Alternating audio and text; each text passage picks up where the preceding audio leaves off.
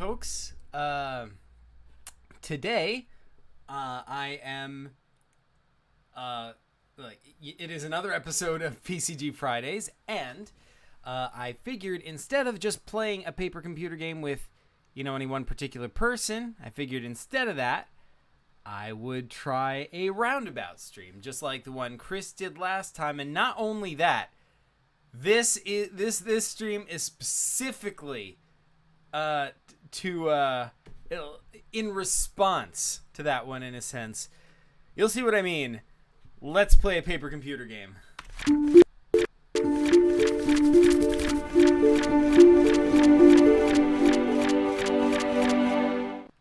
All right, folks. Let us see what is going on in chat. Oh, Salman's here. Hey, Salman. How's it going, dude? Yo. What's up, dude? Yeah. All right. So, I'm gonna participate. Yes, sweet. All right. So, hey, Ponkrell. Hey, O-Dog. How's everyone doing? All right. So, let's throw up some background music right now. Now, here's the shtick with this, right? So, I specifically want to go back to hold on, what am I doing? My channel. What I'm gonna do is I'm going to go to my. Oh, I got 537 subscribers now. Sweet. Anyway, I want to go back to Chris's Roundabout last time, and I'm actually gonna continue it. See, cause Chris had to stop early, but I don't. I was all ready for the next round. I knew what I was gonna do for my next game. And, yeah, I never got to do it because Chris stopped the stream early. So, this time we are going to start that again. I'm going to make a one-page paper computer game. It is going to use at least one character from this paper computer game, the last one-page PCG Chris made in his Roundabout last time. So this is actually continuing the Roundabout from last time. And then once that is done, you guys, chat, are going to play it. If you wanna. I'm good. That is good to hear, Sama. So yeah. That is what's up. Let me just check YouTube chat on here. That is what's up. All right, good. All right. So what I'm gonna do is I'm going to set up my good old camera so you can see me. So you can see me, making this here PCG, which it is my intention to make.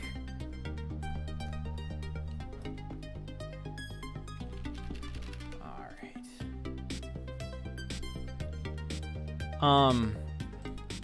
I mean, if anyone wants to,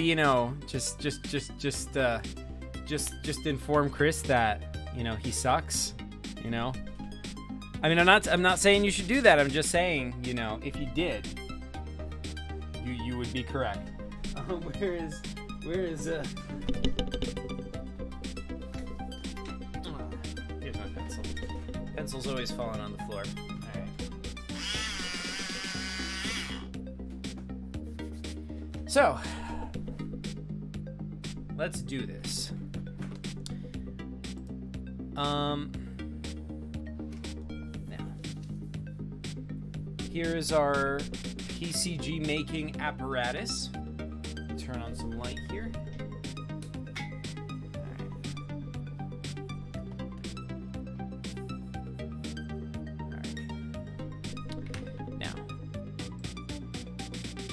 Alrighty. So first let's check out the, oh, dang it, I have too many tabs open. It's confusing me. I should, not have that be the case. Okay. Whoops.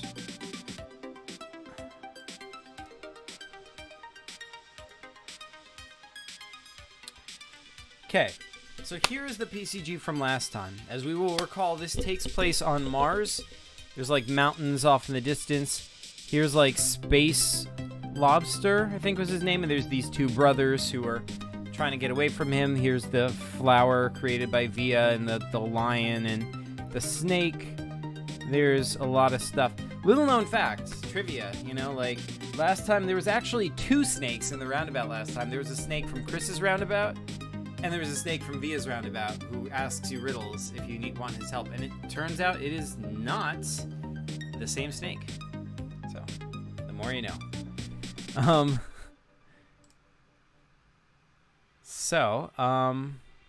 right, yeah, so anyway, yeah.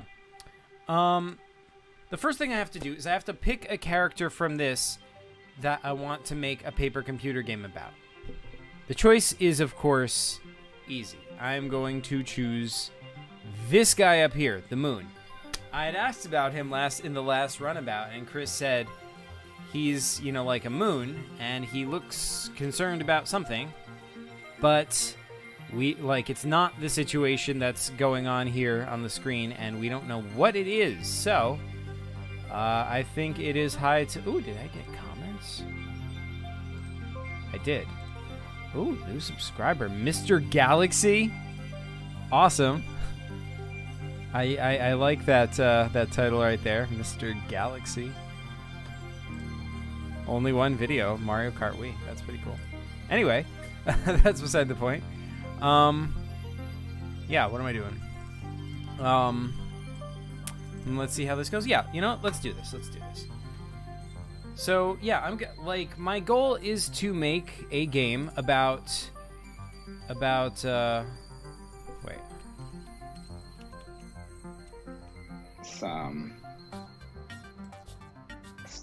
You know, about this guy, this moon guy. That's what I'm gonna do, right? He's gonna be in the sky, and I want to keep him here so I can see what he looks like. He's got that weird face. All right.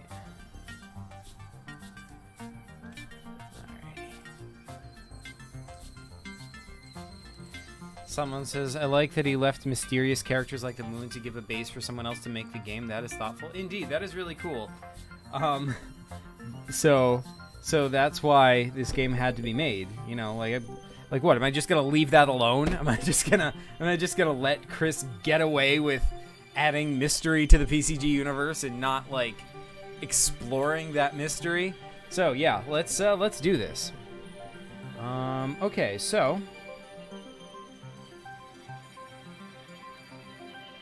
this is sort of the sphere of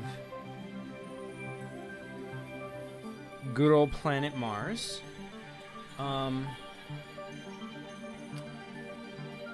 And let's see.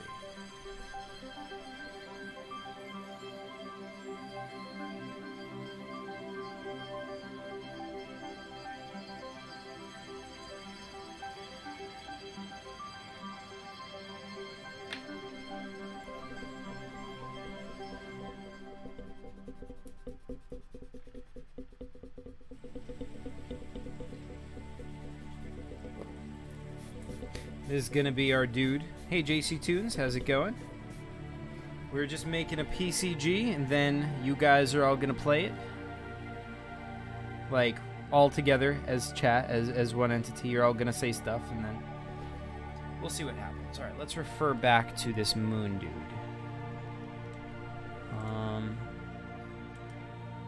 Okay, he's got a big mouth like that. He's like, oh.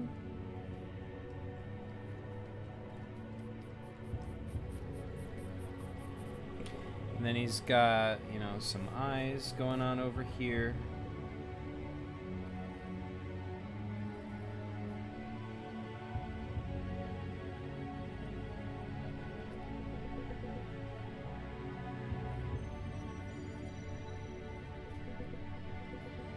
Gonna add some touches of my own. It's not gonna be just completely a copy of Chris's stuff. I mean, mostly is. And also he's got this, like, this kind of aura around him.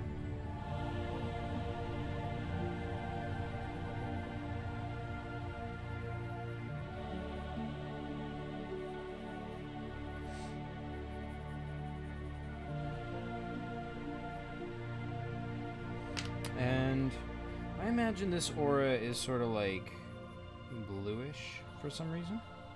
Probably because it's moon. Like it's moonlight. Moonlight is like cooler somehow in appearance. Like at least that's how we imagine it. At least that's how I imagine it.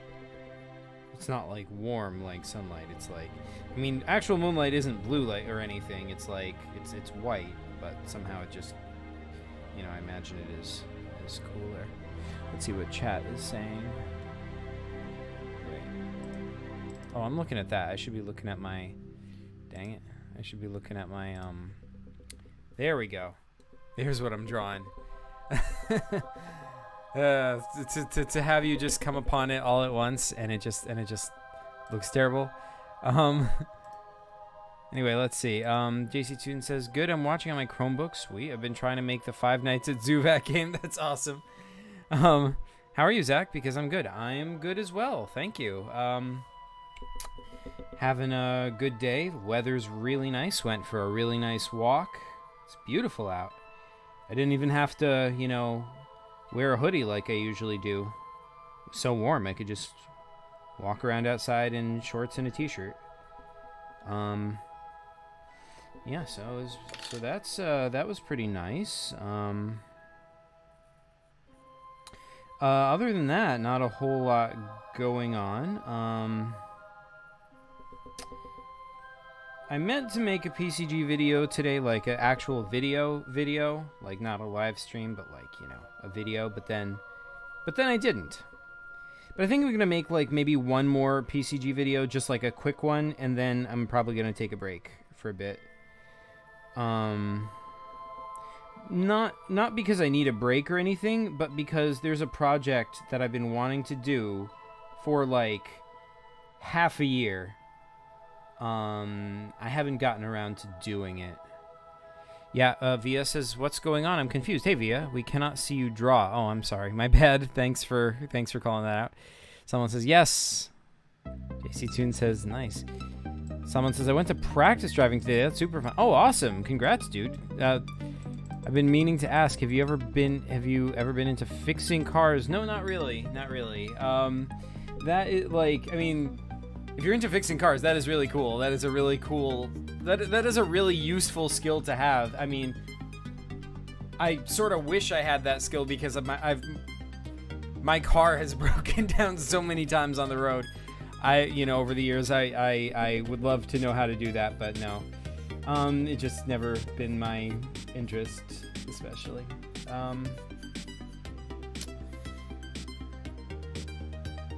JC says, oh, cool. Yeah. See, here's the thing, right? I want my job back. That's the goal. That's the goal, right? So, JC says, me and my dad fix cars. Oh, that's awesome. Yeah, my dad was more of a woodworker, so, you know, I can nail nails pretty good. I can screw screws. But not so good with fixing cars. I mean, the most I can do is I have changed my tire when I had to. That's the closest we come. DW, Zach, if your car breaks down, I'll fix it for you. Thanks, dude. That I appreciate that. That is super helpful. Yeah, I look like woodworking. Cool, dude. Yeah, it's pretty sweet. But yeah, anyway, so yeah, the goal is to get my job back. That's what I would like to do. Now, for those who don't know, in my old job, I worked in a Liberty Science Center. I was like I worked in the planetarium, so I was performing shows, but also creating the shows, like so creating the graphics to put on the screen for the shows. So it was a little bit of both. So like, and I got laid off because of COVID. So eventually that position is probably going to open again, and as soon as it does, I want to pounce on it. I want to be ready. Now, the good news is that, you know, a skill they've been asking for the whole time, like since before I was hired the first time, is 3D animation. I didn't know any 3D. I had never done anything with 3D animation before. But now that I've been doing all this 3D animation, you know, that you've seen it in my videos, it is a big extra thing to make it more likely for me to get hired. So what I want to do is I want to make a video that, like, I can show my old boss and be like, listen, you know, I can do 3D animation now, and here's the proof, you know? I don't want to just say I can do 3D animation now. I want to show what I can do. So, yeah, anyway. What is everyone saying? I love woodwork, too. I'm still very much a beginner, though. You probably know more than me, dude. Not gonna lie. It's pretty bad, you know? Like, I never really got into that either. But, you know, I have helped my dad on a lot of projects. I go with him a lot of places and help him, you know, put up shelves. I've helped him, you know, we rebuilt a big part of my deck. That was pretty fun. So, yeah. Anyway, JC says, Zach, can you get really close to the mic? Okay. And say, shared universe! All right. We're making a chair in the wood workshop. Oh, that's awesome, dude. Heck yeah, the Science Center. Yeah, dude. Yeah. I'm making a wooden phone stand. Oh, that's super awesome. JC says, you got to make the shows. You know it, dude. Yeah. Not only did I get to... Yeah, okay, so here's what I could do, right? I basically had a, I had a control panel. So during the show, I'm talking to the audience, and I can press a button. Any button I want. And the button I press, like, makes a graphic come on the screen, you know? So, like, you know, for example, you know, I'll press a button, and then the camera flies up, and we're orbiting around the Earth, for example, you know? But I could create buttons. So basically, like, I had to create graphics, and then so that then during the show I could use that as a button. So I could just completely make up pretty much anything I wanted and create that as a graphic to show in the show. So yeah, it was pretty epic. Best job ever by a long shot. Someone says I gotta go there one day. Sweet, dude. Yeah, that'd be awesome. If I ever get my job back, I will definitely you know, let you know.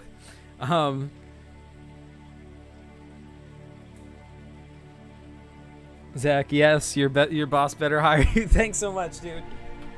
Zach was the DJ. Yeah, that's such an interesting job for real. It's funny that you should say DJ, because I actually use that term, because not only do we do regular, like, planetarium shows, which are just like science shows, just me, you know, Neil deGrasse Tysoning it for half an hour, but also we did laser shows. Now, a laser show is basically like, you know, like basically there's lasers that fire up onto the dome and create images, and which is different from our regular projectors that we use. And the lasers, like basically it's music videos set to music, but with, like, laser lights. It's pretty cool. And for that, I called myself the DJ, because I could use buttons to create whatever images I wanted to go with the music, you know. And I would just kind of improv it, and also we had fog machines. I could bring out fog. I could control the lights and the sides of the dome. There was so much stuff. Oh man, it was so much fun. It was so much fun. Oh man. Anyway, that's beside the point. That Zach, that is such an interesting job for real. Yeah. It was so cool. It was so cool. It was so satisfying on so many levels. Not only do I get to explain science to people and they'll listen to me, they're like paying to listen to me, which is a weird thing. But like normally in life, people like, you know, I start talking about science, people are like, okay, Zach, yeah, I get it, you know. But yeah, but it's an environment where people want to hear what I have to say about science, which is awesome. And yeah, I get to be creative. I get to create things to show them, and I get to, you know, like it's a job that's so satisfying on so many levels. But anyway, I'm having a really bad time trying to find out if I can make a game. What's the problem? What's the difficulty? Someone says, "Nah, I love the science." Thanks, dude. Thanks. Oh man, I wish you guys could all come see my show. That would be so cool if we could just have like a special like all PCG audience show at the planetarium. Be like, it would be like my regular show, but you know, I'd throw in a few extra tutorial bots flying at the screen here and there, you know, because why not?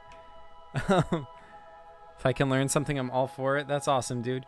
Anyway, I feel like I should probably get back to making a PCG. I've been talking and, you know, not doing that, so should probably fix that. So, what is this guy upset about? Something is happening up here, and he does not like it. This is our guy.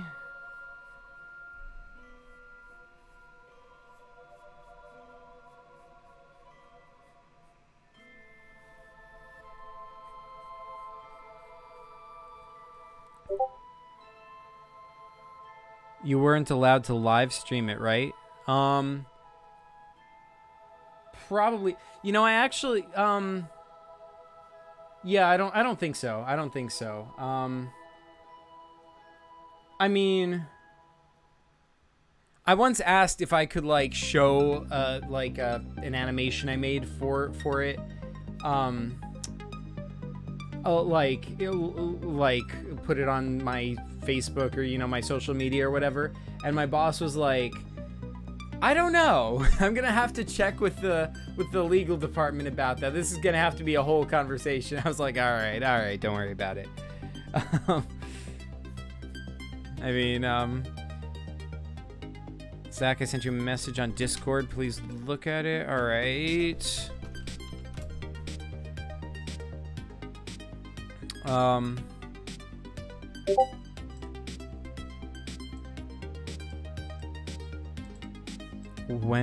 What? And I got rickrolled. All right.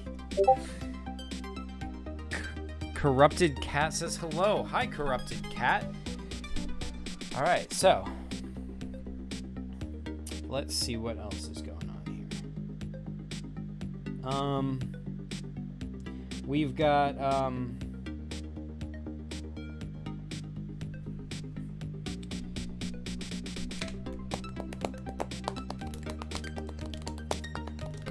all right, so here's a ship, all right?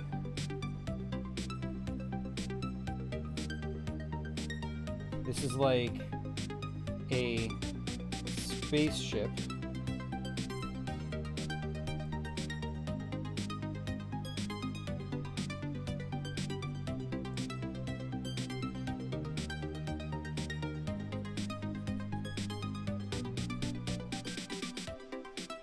Actually, this is a nod to a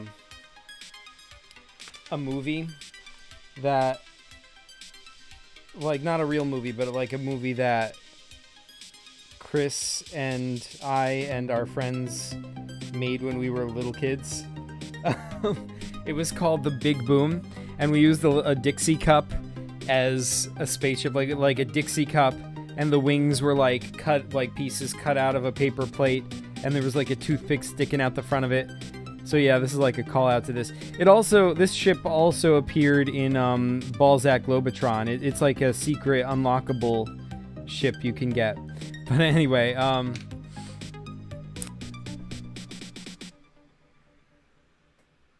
someone says Rickroll getting kind of old. We need to make a PCG style meme.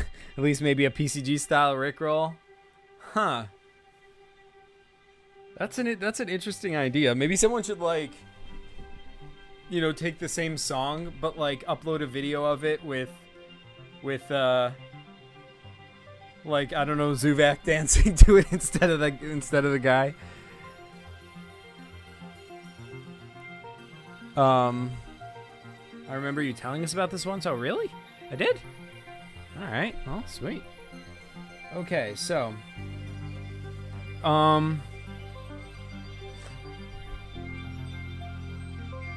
when Mike Wazowski nods, is it considered twerking?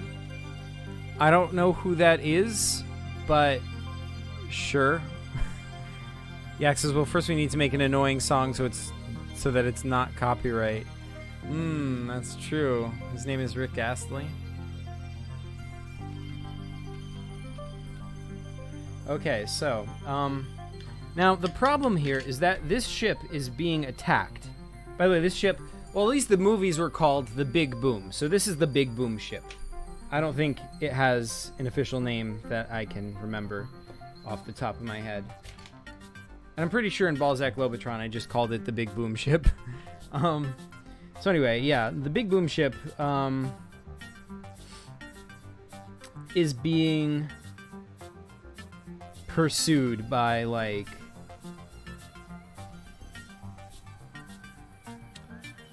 let's see.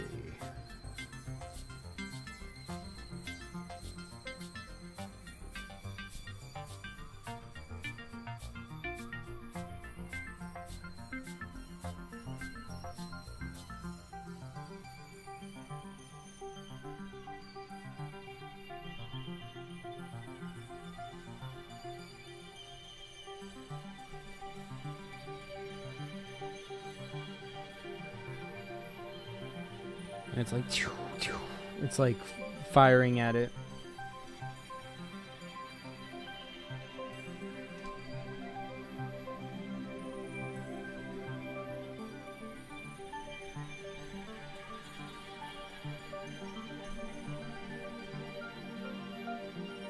Wait, I should make a PCG Rickroll that ties into Worlds Collide. That's a good idea. How are you gonna make a Rickroll tie into Worlds Collide? Like, I want to see that. I will be impressed. Wait until chapter 2. Listen, dude. I want to play chapter 1. I want to play chapter 1. Like, I know I've played chapter 1, but I haven't finished chapter 1. So I want to finish chapter 1 of Worlds Collide.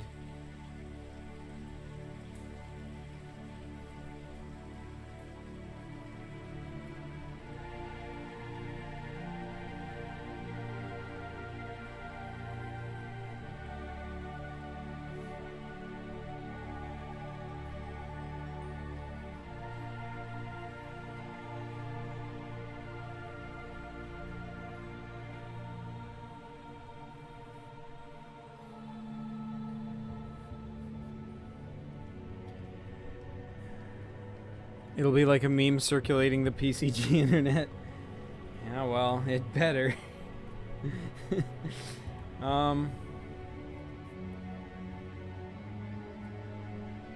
Someone says whoever makes PCG memes will be our local meme dealers. Yep, pretty much. Now, let's see. I'm gonna say there's like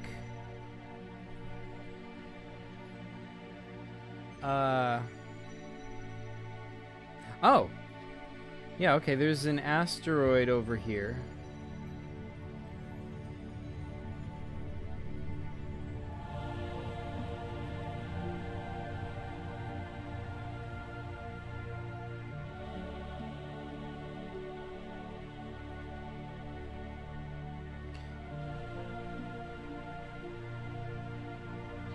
And let's see, there is Well, this side of it should probably be darker.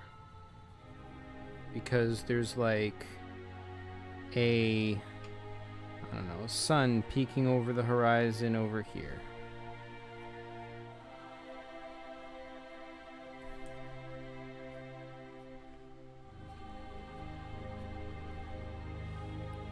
Little known fact, when you draw the rays of the sun, what you're actually drawing is the corona of the sun.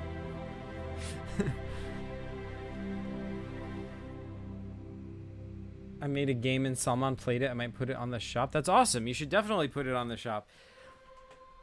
So, Via says, I've done PCG memes. That is true. Via has made a lot of PCG memes. She posts them on the PCG Instagram, which is awesome. Someone says, we need to finish that JC. My bad, man. Oh, yeah. Oh, yes, you do. You do. Somewhere past Instagram posts, says Via. Yeah, for sure. Someone says, I just haven't been on my phone much. Oh, man. Someone says, yeah, Via is the original meme dealer. It's true. It is true. She was the, that was her thing. That and, like, cartoon skits for the PCG Instagram. Okay, I feel like we need some detail for, you know, Mars. This is the surface of Mars.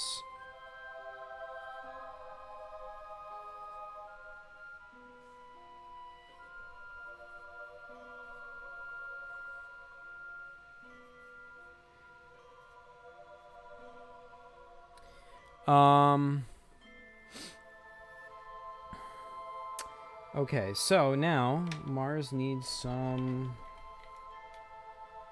color. Mars is generally seen as the... Oh, and you know what else Mars needs? This giant crater.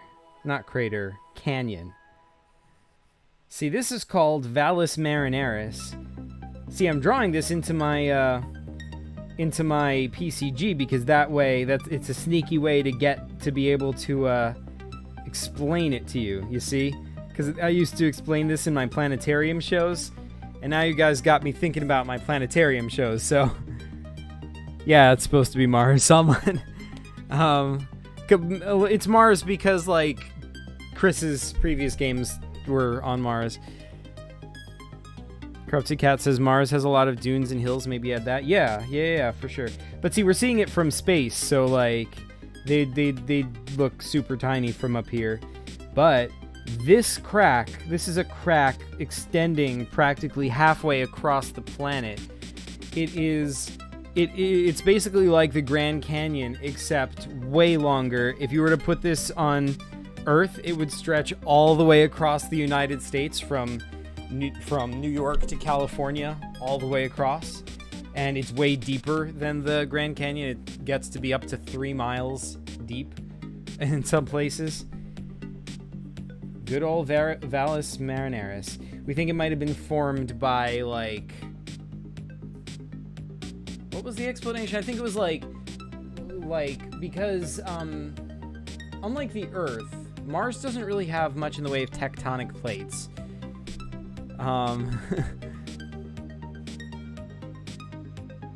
Someone says I made a one-page PCG based on Mars too. Oh, dude, that's awesome. Have I seen that one? Yak says, what classic Zach copying Chris? This is a roundabout, dude. This is a roundabout. So that's what you're supposed to do in a PCG roundabout, dude. JC says I'll be back. All right, dude. Okay, so yeah, Valles Marineris. But that's not anywhere near as intense as Olympus Mons, which I'm going to draw over here. Olympus Mons is a mountain on Mars. From above, it just kind of looks like a pancake, but it's actually taller than any mountain on Earth. In fact, it's taller than any mountain on any planet in the solar system. The tallest mountain in the entire solar system. It's called Olympus Mons, which means Mount Olympus. Which, of course, in Greek mythology is the mountain the gods live on. Someone says, is it true that... someone says, no, I haven't showed anyone. I only played it with my little brother. Oh, dude. dude, you should put that on the PCG shop, and also, you should show me. But yeah, someone says, is it true that Mars has some water, or rather it used to? Yes, Mars does still have some water. The thing about Mars's atmosphere is that water can't really exist in Mars's atmosphere, but see, like, if the pressure is too low and if the temperature is not right in the planet's atmosphere, the water will just go directly into water vapor. It'll just. So that's the case on Mars, but we have found water underground on Mars. And every now and then there will be like one of our Mars rovers will see like a little, like some of the underground water kind of like pokes through the dirt and like runs down the side of it for a little bit before it evaporates. So yeah. Well, I mean, there's no oceans like there are on Earth, but you can find water there. Also, it does have, frozen water, like, by its poles. I mean, it's mostly frozen CO2, but there's a lot of frozen water there, too. Someone says that's where Mount Olympus is. I thought it was on Earth. Well, yeah, actually, it is a place on Earth. It is a place in Greece. Like, that's the cool thing about Greek mythology, is that,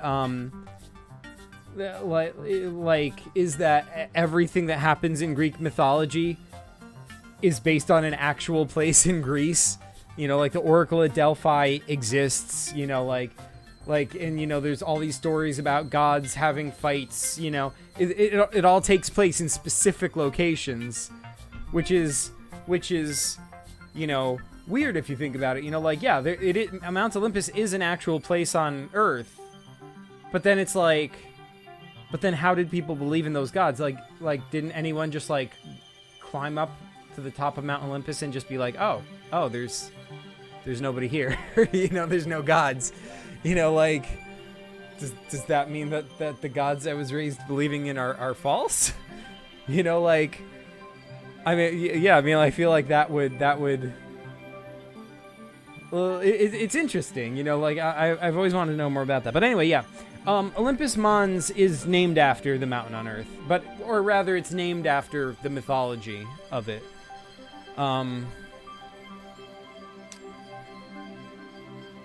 Someone says, I will put it on the shop with a little backstory script. Awesome, dude. Yeah, that's mythology for you. Yes, indeed. So anyway, yeah, this is Olympus Mons. Now, the reason Olympus Mons is so big, not only is it the tallest mountain in the solar system, it's also the widest. Like, if you were to put this on Earth, it would, like, fill up the state of Oklahoma. It's insanely huge. And the reason for that is because, unlike the mountains on Earth, it comes from lava. Like the mountains on Earth come from two tectonic plates pushing together, and that pushes them up. But this one, it comes from, like, lava welling up over many years, and it kind of, like, settles down around the hole, and then more lava comes up, and it settles further out, and it keeps growing and growing and growing like that. So yeah, that's how that works. But yeah, let's give Olympus Mons a little bit of color. Let's put some more hills, some more mountains.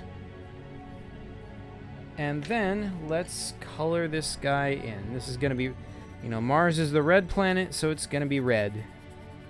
Even though in real life it's sort of more of an orangish, reddish. It's just going to be red.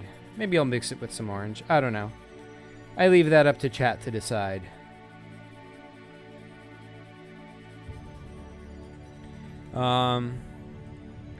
Corrupted Cat says, what's a roundabout stream? So here's the concept, right? I'm making a paper computer game, right? And, oh shoot, you know what? I'm not following the rules. I forgot. I'm supposed to be giving myself only 10 minutes to finish this, but,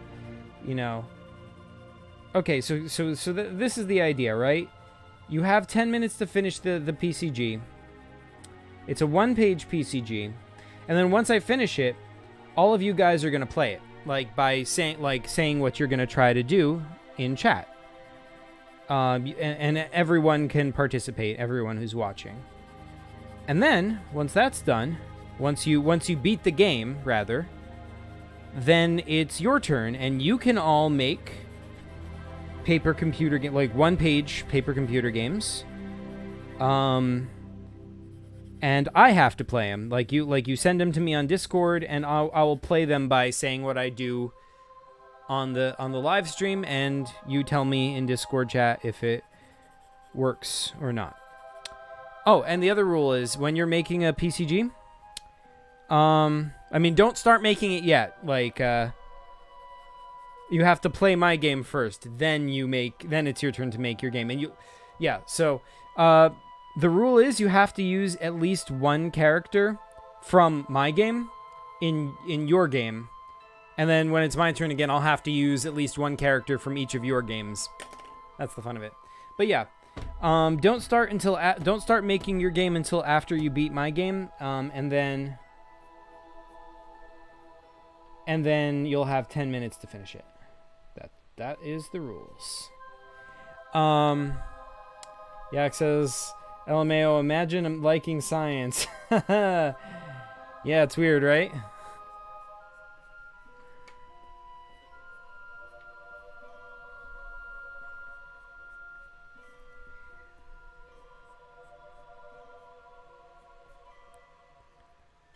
Corrupted Cat says, oh, okay, cool, yeah. JC says it's been 10 minutes. Shoot, I might have to go to sleep by then. All right, so let's call this done. I've not been timing myself, so I've probably exceeded my time. Wait, there's one more detail we have to add. This is essential. It's not canon until we do. Wait. What does my... Okay. Right. Yeah, this detail is essential. This PCG cannot exist without it. And that is, we need a pink to green gradient in the atmosphere of Mars. I don't have pink, so I'm just going to use red again, but I'll make this a darker red on the surface to distinguish it.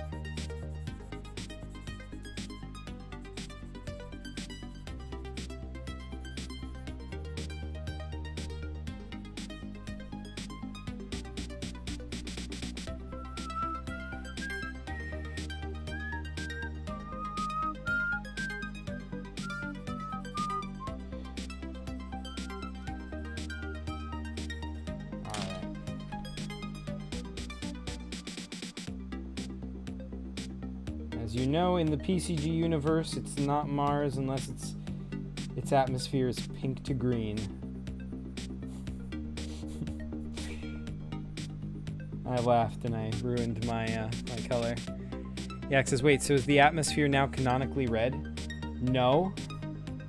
That's just my poor rendition of... First of all, that is pink. I'm using a red pencil, but if you press lightly with a red pencil on white paper, you get pink, because pink is a mixture of red and white.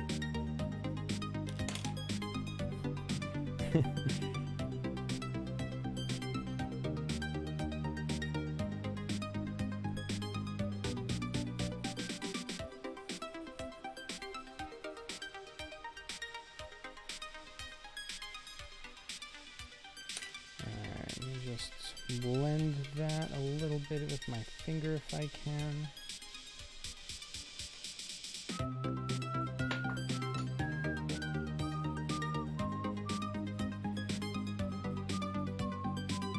That didn't come out good. Alright, but we just need to strengthen the line of the surface a little bit more.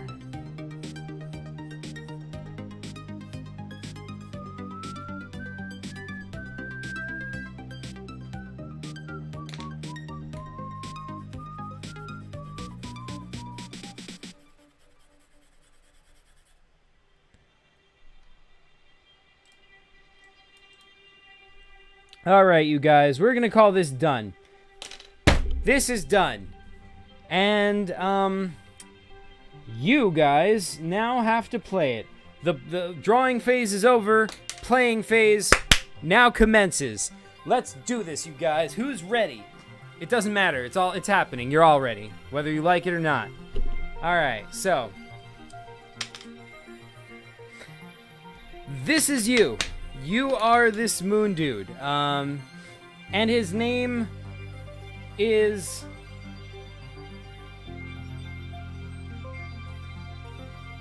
Gran Fresnel. I shall write it on the back here. Gran dash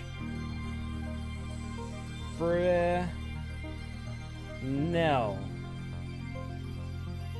Spelled with an S. Fresnel. Like, you know, French or whatever. I don't know where that comes from. The table slap is iconic. Thanks to... I don't even know why I started doing that. It just kind of happened. But anyway. You are this guy. You are Gran Fresnel. You are a very ancient being, and you are very concerned with caring for life. You know, you've been watching for a very long time. You've seen many beings come and go, and you just want them to be okay. You know, you just like, you know, and now you see over here, this is like a starship, like some sort of an alien starship. I know it looks like separate pieces, and it is, but like they're connected together to make one starship via like magnetic fields. Someone says that's a really good name you came up with in seconds. Thanks, dude. All right, so you're very concerned with life. You care about life, and you know, you don't know anything about the conflict between these two ships. All you know is that, you know, like, you don't care who's right or wrong. That doesn't matter to you. You know, you're just here to, like, you see two, like, it's kind of like if you went outside and you saw two cats fighting and, you know, they were, you know, really seriously hurting each other. Like, it doesn't, you know, matter who's right. You just want to, you know, stop them from fighting, you know? Like, you know, you care about them. You're like, you like, these are both lesser life forms than you, but you care about their survival. So this one is shooting at this one, and you have to find a way to save this ship without harming the other ship. Okay, because Gran Fresnel, he's not taking sides here. He doesn't care who wins. He just wants them both to be okay. So yeah. JC says, what does your character look like? This is you. This moon dude with the face, like, he's like this moon of Mars. That's you. You're a very ancient and very powerful being. You've lived for hundreds of thousands of years, if not longer. And yeah. Yak says, I will let the cats kill each other. All right, well, maybe you let the cats kill each other, but Gran Fresnel is not like that, dude. He does not want to let them kill each other. He wants all life forms to live and be able to live out their lives as happily as possible. Yak says, wait, are moons sentient? I mean, in the like, well, I don't know about moons in general, but this one is. JC says, do both ships have guns? Yes. This ship, like, this kind of like toothpick. Okay, but canonically it's not a toothpick, but this pointy thing coming out the front of it is a weapon. So right now it's flying away from this thing, but yeah, it does have a weapon.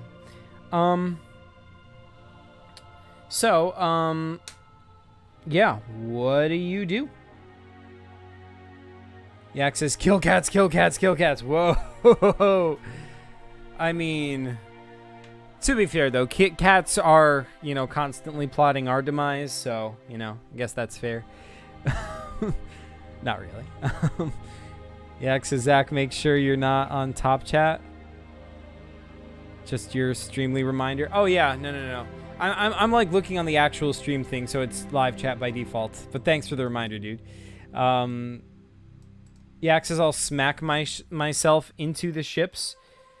All right, so you can kind of move like by adjusting your fields, your, you know, magnetic whatever field. Like there's a magnetic force between you and the planet, and by adjusting that, you can kind of move along, but you move pretty slowly. So you're like, and by the time you get up to them, these ships, like, you know, well, first of all, you're too slow, so you kind of like don't get there in time, and by the time you get there, this ship has been destroyed. Oh shoot, Chris is here. Yeah, Chris. This game is, I don't know if you saw anything before this, but this is the moon from your game. We are continuing from that roundabout, because this is the game I would have made if you had done another round. So yeah.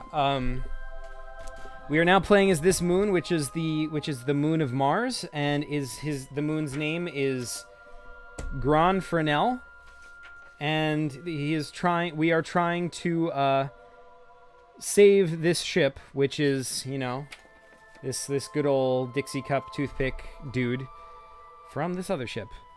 So yeah, what do you guys do? JC Toon says, okay, so what I would do is say, hey, I'm a god. Be good or I'll kill you. All right, so you say that. But see, the thing about that is you're in space and there's no atmosphere.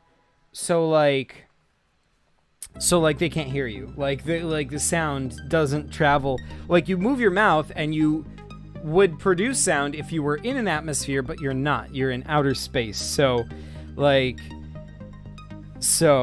it does nothing.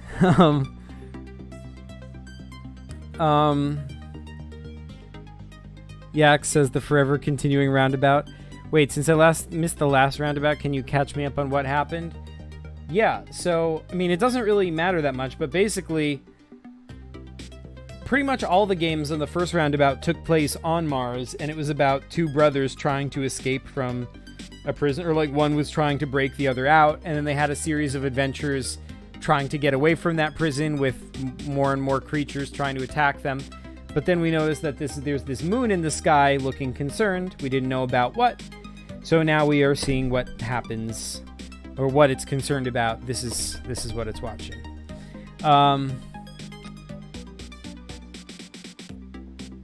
Someone says, right, no sound. JC says, I'll use telekinesis. So, yeah, you do actually have a sort of moonbeam telekinesis power. It, like, you can actually sort of grab things and move them. What do you do? What do you try to move with your telekinesis? Someone says, okay, so we gotta think scientifically. I like your thinking. Yak says, does this moon have any life forms on it? Yeah, you are aware of some life forms living on in yourself. You know, not too many. There's some minor forms of life that you're aware of, but for the most part it's uninhabited. It's not like there's a civilization on it or anything. Someone says, do I, Grand Fresnel, have a mouth? Yes, you do. This right over here, this area, this is your mouth. It's a really big mouth. Big enough to easily fit, you know, either of these ships in it. Make their ships go boom, like crash them into each other? What do you mean? Or like just destroy them? Cause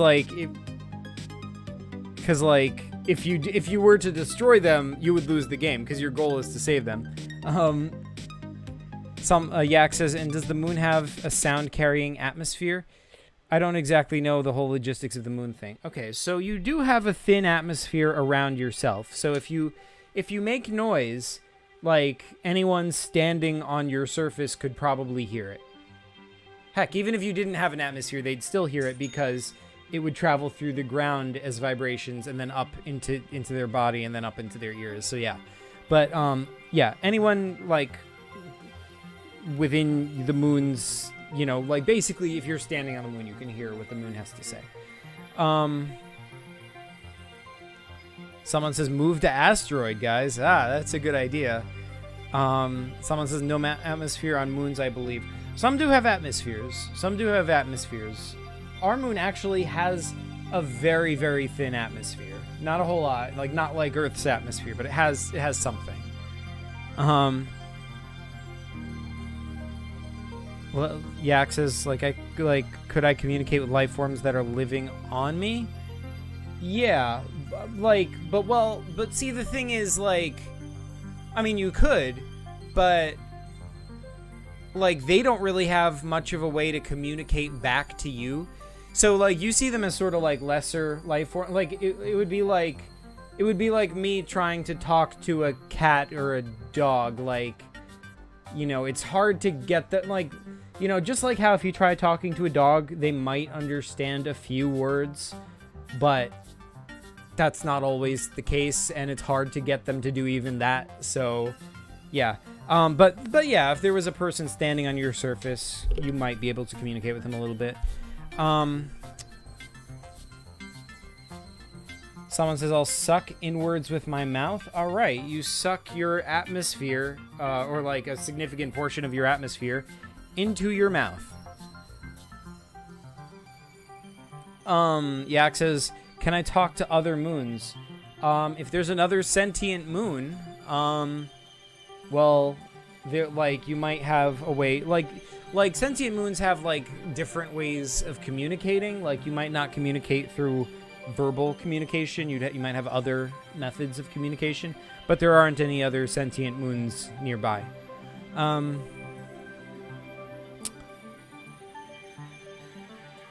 I have a moon male? What do you mean?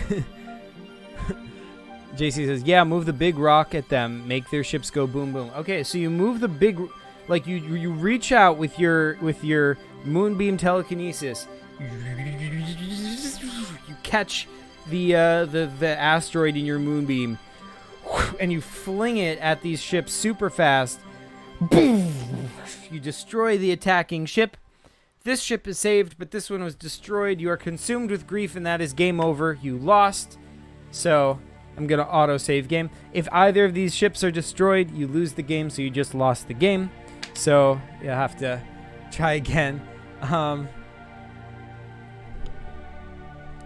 Yak says, can I manipulate the structure of myself? Not really. I mean, you can, with your moonbeam telekinesis, you can move the rocks around on your surface, but you have a deeper crust that you can't really do much to. JC says Zuvak could live on the moon because he's a robot. This is true. Call Zuvak with magic. Zuvak is my favorite PCG character. Oh yeah, dude, Zuvak is awesome.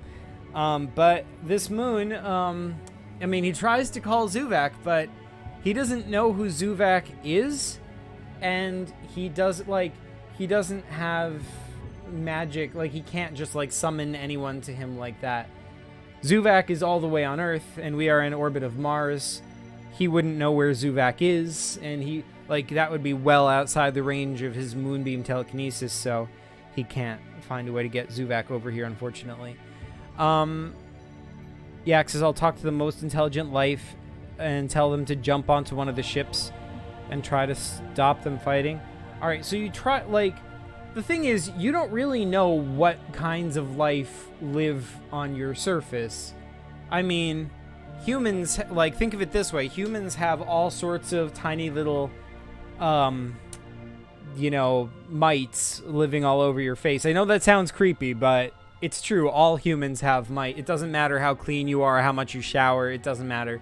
There are small little bugs walking around on your face all the time. They're like around your you know, your nose, your eyelashes, and stuff like that. Now, we basically aren't aware of those creatures at all. So this moon guy, he has a little bit more awareness of the creatures living on his surface, but not a whole lot. So he doesn't even know what kinds of creatures live there. So he doesn't know how to contact them. All right, let's see. But But okay, yeah. So you hope there's life intelligent enough on your surface to do that.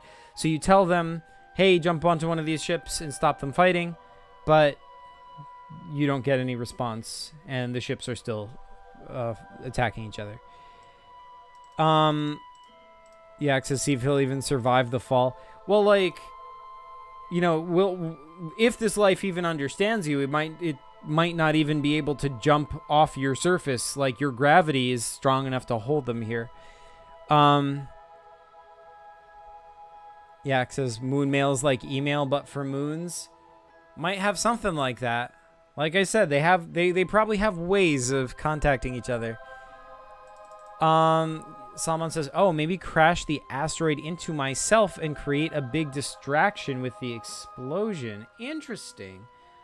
I like that. Okay, so you reach out with your moonbeam, you grab the asteroid, and you pull it towards yourself. You know this is gonna hurt, but it's worth it to save, you know, creatures that you care about, such as these things. Bam! It hits you in the face. Oh, it's like being punched in the face. Oh, and like it sends a plume of dust and rock into the it's ejected into space. Actually, a lot of it, since you have weak gravity, a lot of it just escapes straight into space and flies at these guys. Not only does it create a distraction, but it's like pelting them with like little pellets of like rubble, and they're like they gotta kind of break off a bit. So that, I mean, it didn't completely, like, this guy is escaping. He didn't completely get away yet, but you've bought yourself some time. So what do you do with that extra time? Oh, hey, Anstarry. Hey guys, what's up? I almost turned into a square. Oh man, that was pretty risky. It's a good thing you didn't. Yeah, it's the same. JC says, hey, Turtle Man. Yeah. Squares for life. But Salman's a circle. All right. JC's Triangle Gang. Oh, man. Okay, so. Whoa. Did I scroll down too fast? Turtle soup. No, eating turtles is forbidden. Hell, if I was to talk all of this life, all of the life would hear me, and one of the smart ones would listen. You know, come to think of it, you have endangered the life living on your surface by crashing that asteroid into yourself. So, you know, it's even less likely now that they're going to be able to help you out now.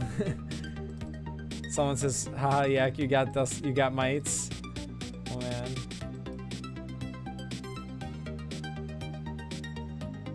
JC says, thanks for disturbing me. I'm now traumatized. Sorry, dude. Hate to traumatize you, but you know, there are mites on your face. It's true. Hashtag science. Yak says, well, can I manipulate my gravity in such a way that makes him fall off? I doubt it, but worth a shot. Worth a shot indeed. But unfortunately, you cannot manipulate your gravity. See, like, the only way to, like, the way gravity works is gravity comes from mass. You know, the only way to manipulate gravity would be to give yourself more mass. So if you were to eat more, or if you were to, like, to accrete a lot more mass, then you could have stronger gravity. But other than that, like, it's just not physical. There's no physical way, you know, you could ever manipulate your gravity field without changing how much mass you have, which is outside the abilities of poor old Gran Fresnel.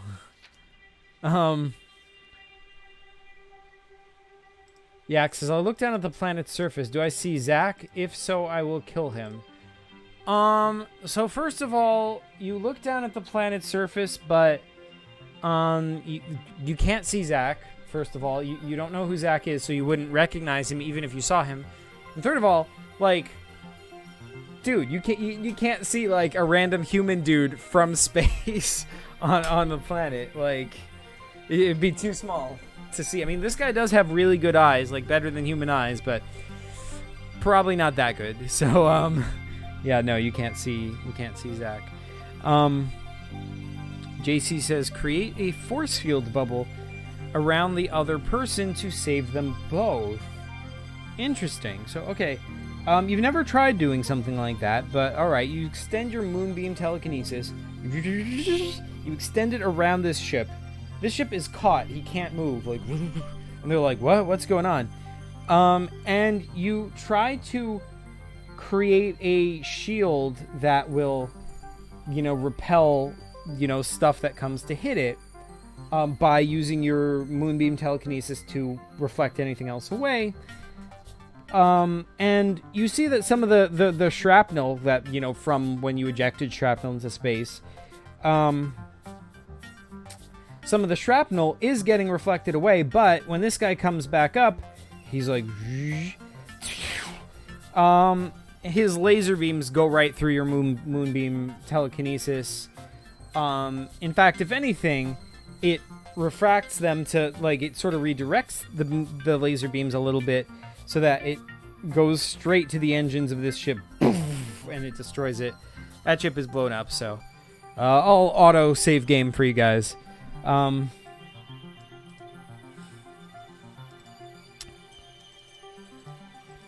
JC says, yes, but that moon is pretty. Thanks, dude. Someone says, create a stone golem with my own moon rock and send it to stop them. Interesting. Okay, so you create a stone golem. Well, let's see. How would you create a stone? Okay, so you can use your moonbeam telekinesis to take some rocks from your surface and you rearrange that. The only way to give it intelligence, though, is if you break off a piece of yourself. And that's going to hurt even more. You're already hurting from when you crash this asteroid into yourself. But you do it. You break a piece off of yourself, you stick it inside this golem, and you use your, like, you can't really hurt yourself again. This is the last time, or you risk losing consciousness. So you use your moonbeam telekinesis to send the golem out here, and he's like, the golem's like, hey, stop. But, like, once again, he can't make sound. He's in space. And this ship is like, what the? And it just shoots your moon golem. Your moon golem explodes into a million pieces. And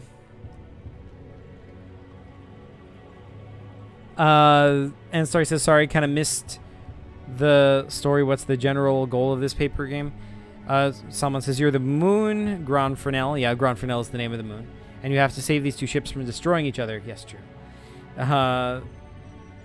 Okay, that was a close one. Yeah, there isn't really much more story to it than that. It's just, this moon is just an ancient being. He just cares about lower life forms, and he sees this ship shooting at this ship and wants to save them. Someone says, okay, that was a close one. Well, I wouldn't say give it intelligence. Maybe puppeteer it. Oh, okay. Okay, we have a golem now. Oh, shoot. Sorry, I missed that. But I'll just say, if you try puppeteering it instead of giving it intelligence, I'll save game and let you do that instead. Then you can puppeteer it, and it's like waving, but this guy just doesn't care. I mean, it's the same thing, so it just shoots it anyway and blows it up again. JC says, I would use magic to go back in time to when these two were babies and make them both best friends. Good idea, but unfortunately this moon does not have that kind of time travel magic. So he can't do that. JC says, Iron Golem from Minecraft. Someone says, no moon golem. Oh no. Yak says, what if I break a bunch of pieces off of myself with full intent of killing myself enough so that the force of my gravity becomes so little that the life is forced to fall off? Alright, so what do you hope to achieve by this? Someone says, wait, how are those ships flying in the first place? What do you mean? Like, they have engines. Like, Well, this ship seems to have two sort of like space distortion based engines. Like by creating like gravitational waves, it's able to propel itself through space. This ship seems, at least right now, it seems to be flying with like a rocket engine. This is like flames coming out the back of it. I'll give it a little bit of orange to make it less ambiguous. Yeah, so there you go.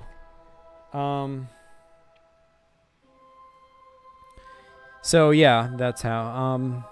And Starry says, what if I use the asteroid to the right to separate the ships?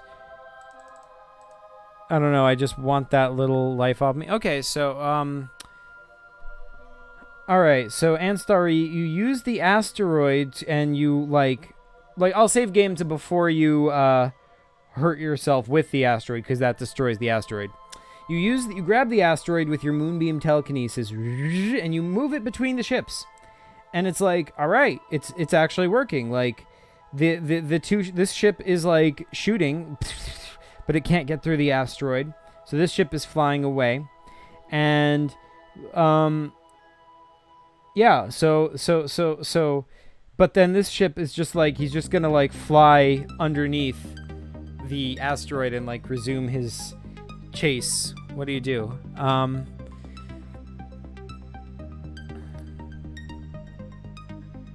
Yeah, because I just want that little life off me.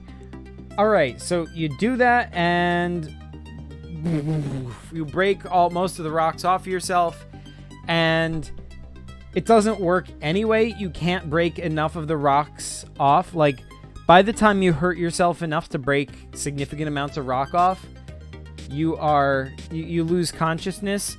And anyway, you still have enough mass inside that to keep the life there. Anyway, even if you would do that, you would still lose the game, because this creature, wants to save as much life as possible. So he's okay with life living on his surface.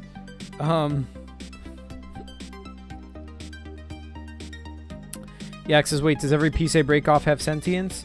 Well, no, like, the surface layer is just rock. It's just rock. But, like, deeper down, like, there's a crust that has sentience. So if you start breaking pieces off that has sentience.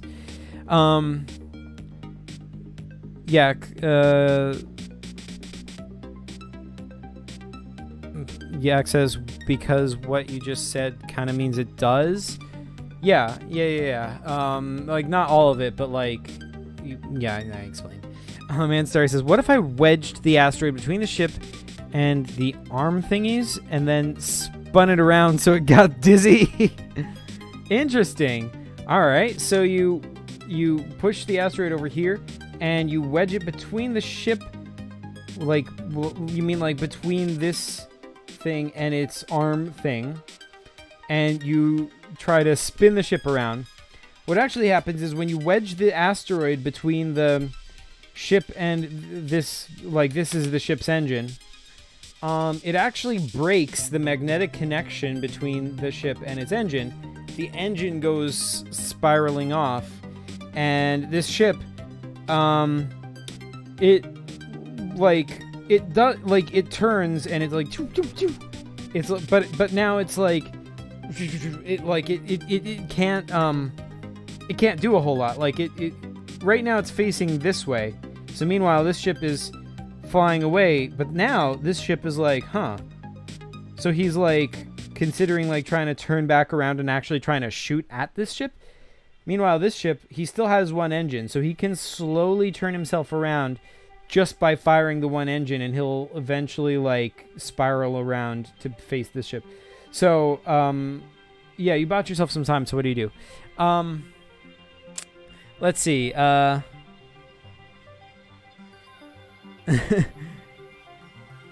and by the way, the reason it didn't get dizzy is because you, like, when the engine broke off, you lost your leverage, so you weren't able to completely make it spin around and get dizzy. Anyway, JC says I would use my moonbeam telekinesis to separate both of them as far away from each other as you can.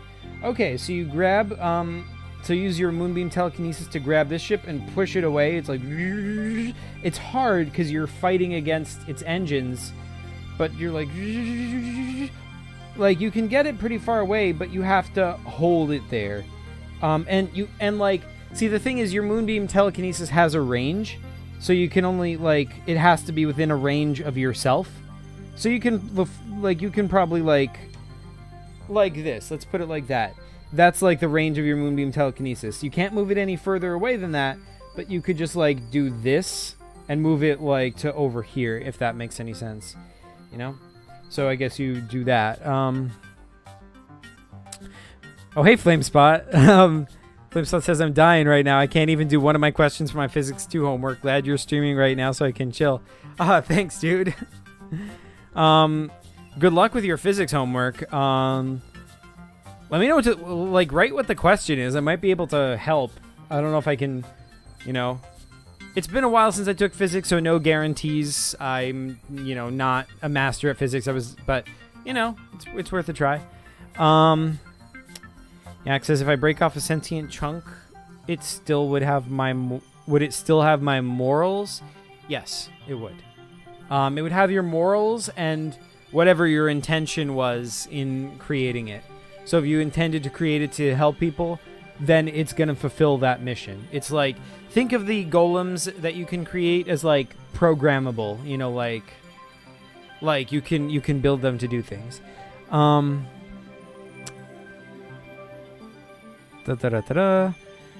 Yeah, it says I will do it and hope that the chunk will be smart enough to stop the fight. Wait, do what? Break off a chunk, and then you just hope the chunk will be. Well, see, the chunk also doesn't have your powers. All it can do is like, you know, move its arms and legs and stuff. So, I mean, if you break off a chunk, but it can't really do a whole lot. In fact, it can't even fly through space on your own. It needs you to push it. JC says, I want to finish this and have Zach play my game. I know, you guys are close. What Anstarry was doing, guys, you guys are close. Come on, you got this. You are so close to beating this. You separated one engine from this guy. He can barely move. You're so close, you guys. Oh man, Salman's got to go. Got an early date tomorrow. I hope Grand Fresnel will get his wish. Oh man, thanks for joining, Salman. Have a good night. Oh man. Wish we'd gotten through this sooner. But come on, guys, hurry. We got to get through this, and then I'll play your games. One more thing. You've separated one engine. Hey, Dab Police, how's it going?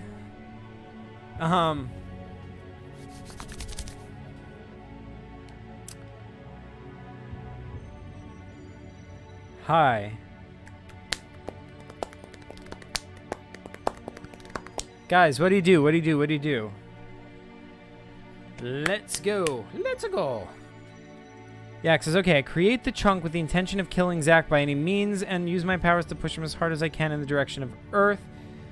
Okay, so, you don't really know where Earth is. You don't really see Earth. So, first of all, like, you have too many morals to create a golem with the intention of killing someone. So, you, like, can't really do that anyway. So, yeah, it doesn't work. Come on, you guys, you got this. Dad Police says I'm late. Oh, okay. So, you're playing as the moon. This is who you are. You have moonbeam telekinesis. That's your power, and your goal is to stop these two ships from shooting each other. So far, they've managed to get one engine separated from this ship, so it's kind of spinning, and well, you know, but it still has one engine, so it's eventually going to be able to shoot the other ship. And also, this ship is coming around to shoot at the other ship. Your goal is to stop them from killing each other. No one dies. If anyone dies, you lose. So what do you do? Oh, hey, Chris. Yo. Yeah, so guys, we are so close. We are so close to beating this thing, and then it'll be time for me to play your games. We're so close, you guys. Dad Police says, Yak says, okay, what if I break off a chunk and throw it at the other engine? All right, you throw a chunk of rock at the engine. All right, it damages the engine. and the engine goes spiraling off, and it falls down into Mars. It starts to burn up in the pink to green gradient that is Mars's atmosphere. And meanwhile, this ship is now spinning out of control. Eventually, it will also fall into Mars's atmosphere and burn up. This guy, I guess he's still being held by your telekinetic beam. So he's still over here held, but you have to hold him constantly. If you let him go, you know, he can fly back and kill this guy. So what do? You have to save this guy now. Yeah, so Zach, can you use your other account to hop on the stream so I can mute you? That's a good idea, but no thanks. Chris says, use the moon's gravitational force to pull the engine away. So you can't control your gravitational force because you can't really change how much mass you have. I guess like if you moved rocks to one side of yourself, that might increase the gravity a little bit, but you do have a moonbeam telekinesis. So you use that to pull the engine away. All right, so like this ship is now completely bereft of engines. By the way, it's hard to use two moonbeam telekinesis at the same time. So when you do that, your moonbeam holding the big boom ship weakens, and it kind of flies a little bit. It can't completely break away, but it gets a little bit closer to the other ship. So yeah, what do you do? Like this ship is now completely without engines. It is gonna slowly fall in towards Mars's atmosphere. So you have to save it, since now it has no engines to save itself anymore.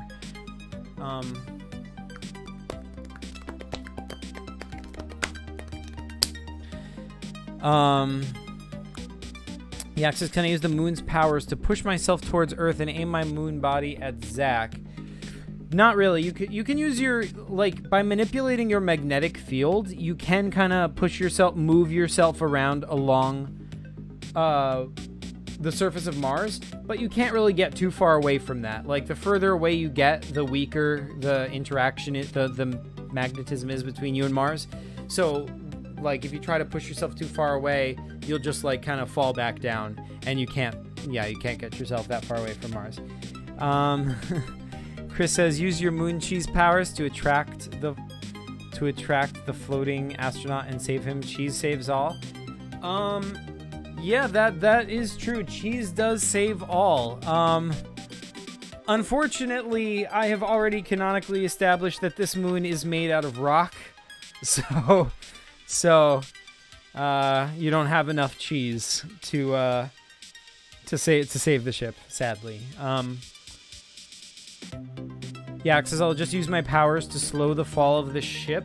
Alright, so you use your moonbeam telekinesis to slow the fall of the ship. It's working, it's slowing the fall, but you can't hold the two ships forever. Like, you're holding the big boom ship over here, and you're holding this ship, and by holding the two of them, that's straining your moonbeam energy, and they're going to eventually break free. So, you only really have enough energy to consistently hold one of them. So what do you do? And Story says, cheese is the best. I know. So tasty. Chris says, rock cheese. Listen, dude. Listen. I don't think the people in this ship can eat rock cheese. And Story says, Zach, then this isn't a moon, because all moons are made out of cheese. Is that a fact? Show me the astrophysics textbook that says that. Yeah, it says, what if I rip off the chunk and create it with the intention of finding all cheese at any cost and bringing it back to me? All right, but where are you gonna make it look? I mean, if you could send it down to Mars and have it look for cheese, but then how is it gonna get back up into space? It can't really fly under its own power. All it can do is walk. It's like it still has your magnetic field ability, but it's not as strong as yours, so it can't really fly up into space that way. Yeah, it says, what if I rip off the chunk and create it with the one intention of finding all cheese at any cost? Oh, I said that already. JC says, and sorry, you said the cheese was not good in the Discord service courtroom. And sorry says, shh, I'm trying to deceive him. Oh no! Oh no, I've been deceived. Oh no. But it is true though. Cheese is good. It does save all. So that right there is not a lie. All right. Yeah, because according to various studies conducted by Ansari, all moons are made of cheese. That is fair. That is fair. If he conducted studies, I'll buy it. Yak says, can I use my power to put the... Yak says, can I use my power to pull the chunk back up and put the cheese with it? All right, but then the ships are going to destroy each other, so you lose the game, so it doesn't work. Ansari says, moon. A moon is defined to be a celestial body that makes an orbit around a planet. It also needs to be made out of cheese. Dad Police says, can the moon move? Yeah, kind of. It can push itself along by using its magnetic field to pull itself along with respect to the planet, which is Mars. Flamespot says, you know what else is good? Soup. That's a myth, Flamespot. That's a myth. Don't believe everything you read on the internet. Soup sucks. And sorry says, yes, soup is also best. No, that's a lie. That's a lie. O-Dog says, how many cows to make a moon? We could probably actually do the math on that. No, Zach. No math. No calculating moon cheese. Yeah, because I kind of stopped paying attention. So what do we have to do now? Right, so you're holding the two ships. You got the ship over here, the big boom ship. You're holding that in a moonbeam. And you got this ship. It's without engines now. You're holding that one. But you don't have enough strength to keep holding them both. You gotta find like a safe place to put this ship down, because now it doesn't have any engines of its own. So you need to find a place to put it so it'll be safe, and so that you can safely continue to hold this guy or keep him away. What do you do?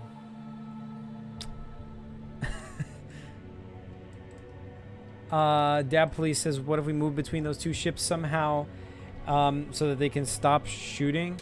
That's a good idea. All right, so yeah, you move yourself, and as you're moving, you kind of reorient your moonbeam telekinesis so that they both go on different sides of you. Ooh, it works really well, actually. You're still losing strength on the telekinesis. You are still gonna have to find a place to put this guy down, but like now this guy can't see the other guy. So if you find a place to put him, this guy won't see where the other guy will be, so he'll be safe, and you'll win the game. So what do you do?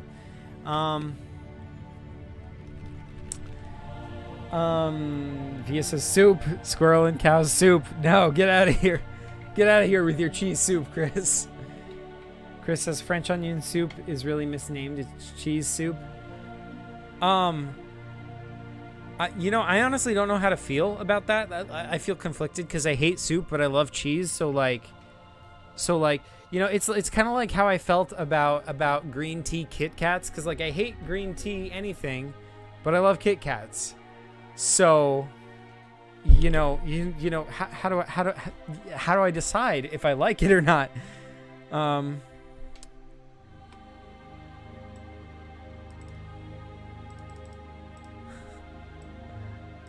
O-Dog says, to start calculating the mass of the moon and how much milk the average cow can make, then find out how much cheese can be made from the average amount of milk.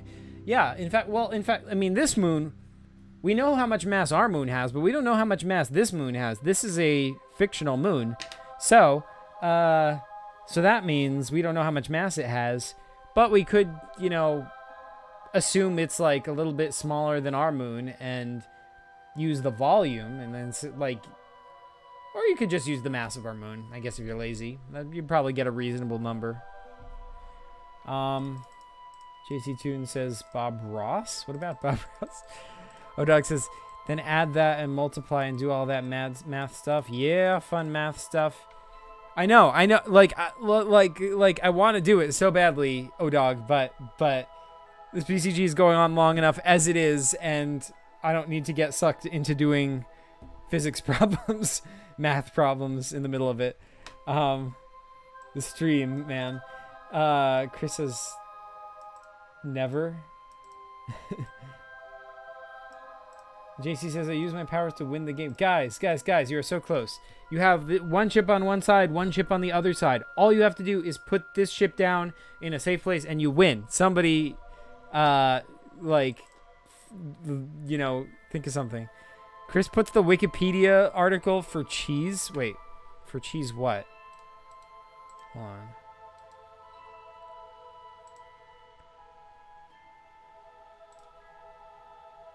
Link not working. All right. Guys, where do you put the ship down? What do you do? We gotta finish this stream, you guys. We gotta save these ships.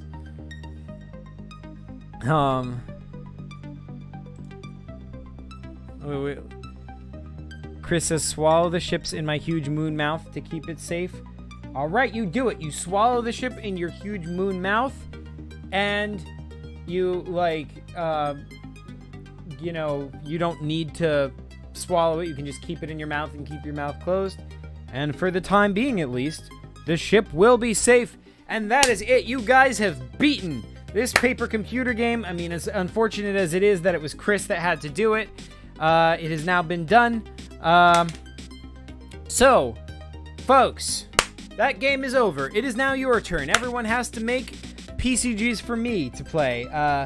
Make a PCG. You have, like, when I say start, you will have 10 minutes to make a paper computer game. And Starry says, I mean, is the ship gonna come out the other side? Listen, Anstarry, we don't have to actually swallow the ship. We can just keep it in our mouth for a while until the other ship goes away, and then open our mouth and let it go out. So we don't even have to. We don't even have to go that far. Chris says, "Yeah, it is." Chris, get out of here. Just because you beat the game does not mean anything. Corrupted Cat says we shouldn't talk about that. Oh man. All right, you guys. So the rules are: you have to make a one-page paper computer game. Make it for me now. You will have 10 minutes to do it. Let's pull up a countdown timer. Let me make sure that you guys are seeing my screen. You are? Okay. Come on, internet. Countdown timer. Yak says, whoa, let's backtrack a bit. Chris can't be the one to win. I save game and do the same thing Chris did. Alright, it doesn't work this time. You lose. And Starry says, oh, can I start the game jam later? I have to do something right now. Listen, Anstarry, there can be multiple rounds, so you can jump in at any point you want. So, yeah, if you can't join in right now, join in on the next round. Let's say that. Chris says, Chris laughs. Yak says, can I go for a sec? Yak, there's no first. Everyone goes right now. Everyone. Corrupted Cat says Discord link. Oh yeah, good point. I should put a link. So first of all, let me make this 10 minutes. Wait, stop. All right. So here is like my Discord. Just send me a DM. That's the easiest thing to do. How do I? Dang it. Paper computer games number 2007. So yeah. Send me a DM. Is that enough information for you to send me a DM? Paper space computer space games number 2007. Send me a DM to that, and I will see it, and I will play your paper. Yeah, like send me a picture of the game, and then play the game with me on the chat like that. Okay. And if not, check in the description of this video. There's a Discord link to the PCG Discord. I don't know if that's gonna we could play in one of the game rooms. Or if you want to DM me the game, whatever works for you. And Story says, sweet, I'll join next round, BRB. All right, sweet, dude. Corrupted Cat says, okay, 1 second. All right, guys, so the countdown timer is going to start right now. All right, you guys seeing this? Yes, you are. 9 minutes and 55 seconds to go. The rule is you have to use at least one character from this paper computer game that I just made. You can use the moon, whose name is Gran Fresnel, or you can use... I mean, we didn't find out who is in either of these ships, but you can create a character to be... Or you can, like, use one of the ships as a character. I'll accept that. That counts. Any character that is in this paper computer game, no matter how minor they are, no matter, you know, whatever they are, anyone who's in this paper computer game, you can you can use that. So yeah. Let's see what chat's saying. Oops, I thought the timer already started. I cheated. Oh shoot.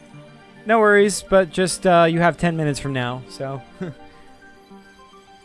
All right, guys. Let's make some paper computer games, and then I'm going to play all of your paper computer games all at once.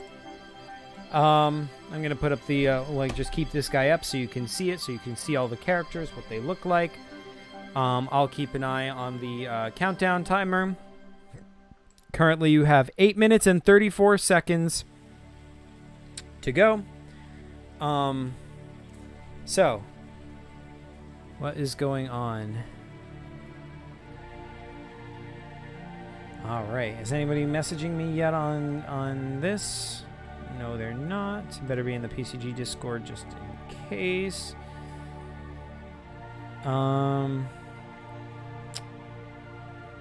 So yeah, if anyone's having any trouble DMing me, tell me here in chat, and I'll help you out.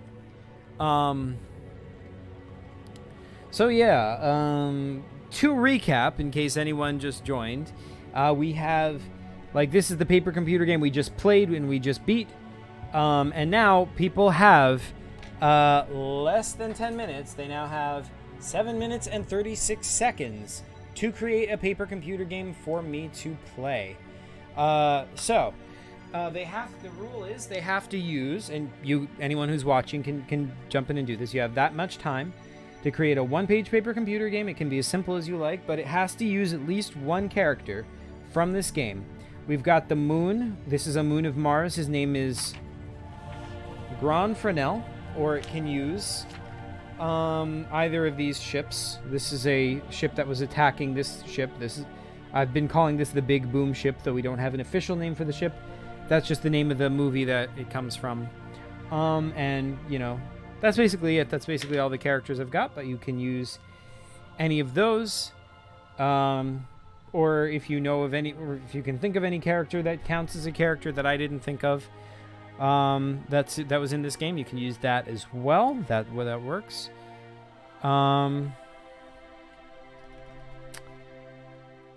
Corrupted Cat says, what's your Discord name again? Odog says, just go to the PCG Discord in the description and at him. That works too.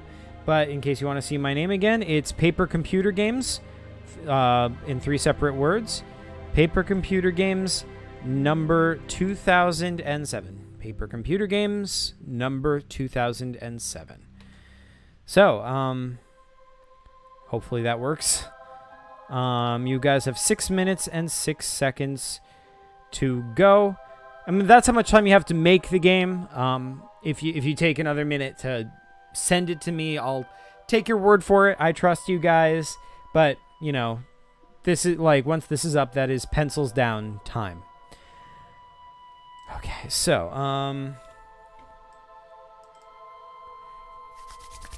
is anybody messaging me yet? Let's see.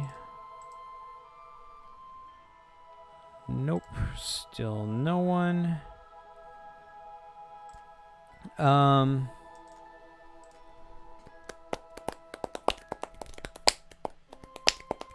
To recap this game, we are orbiting Mars, and in this game we played as this moon Gran Fresnel. Gran Fresnel is a very ancient being, and he cares about life in all its forms. So when these two spaceships started shooting at each other, he just wanted to stop them. You know, he just wanted to Oh, and we've gotten a message from Discord.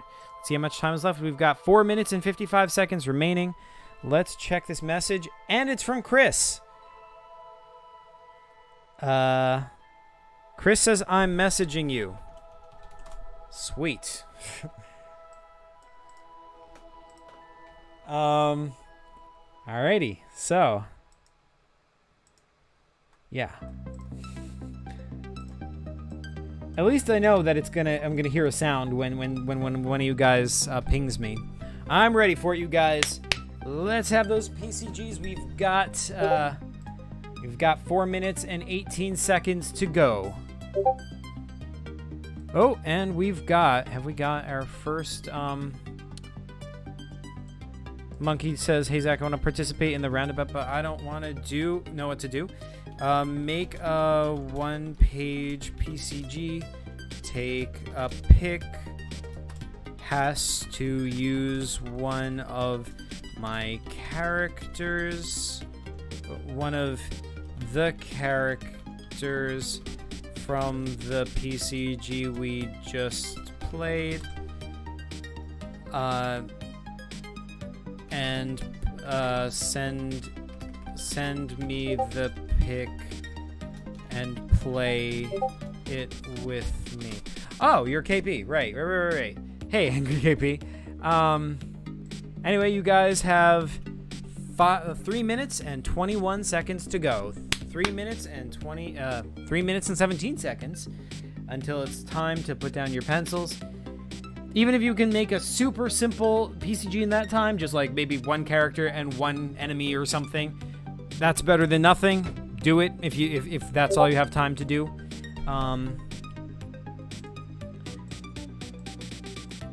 Oh, I just joined the live stream. That's why. Okay.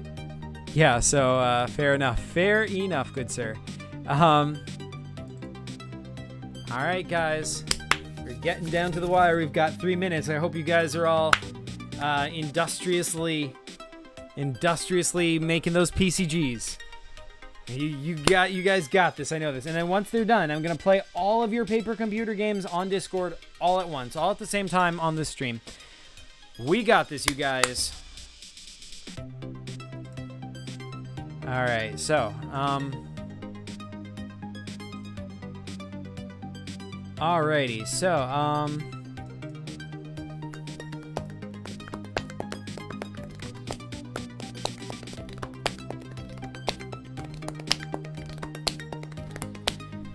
alrighty. So to recap for anyone who just joined, we are like everyone is trying to make a paper computer game right now, a 1-page paper computer game. They have 1 minute and 51 seconds remaining to do it, and then I will play all their paper computer games all at the same time. And their challenge is that they have to use at least one character from this paper computer game that I just made. In this game, we played as this is a moon of Mars, this whole red thing, that's the planet Mars, and there's like space in the background. And these two spaceships, there's one spaceship and another spaceship, they were shooting at each other, and you had to stop them from, shooting at each other. That was the goal of this game. It was basically that simple. You have to make a 1-page game, and send it to me on Discord, and I will play it. JC Toon says, Zach, I'm done. Sweet. Send it to me, and we'll play. We have 1 minute and 5 seconds remaining. 1 minute, you guys. We're getting down to the wire. And 59. All right. I'm not going to count down the whole time because I don't want to freak you guys out. Alrighty, you guys. We're getting close. We are getting close to pencils down a clock. 45 seconds, you guys.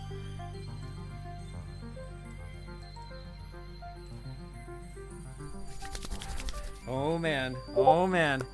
Once this timer runs out, you guys, that's it. Put down your pencils. Whatever you have, we're going to play it.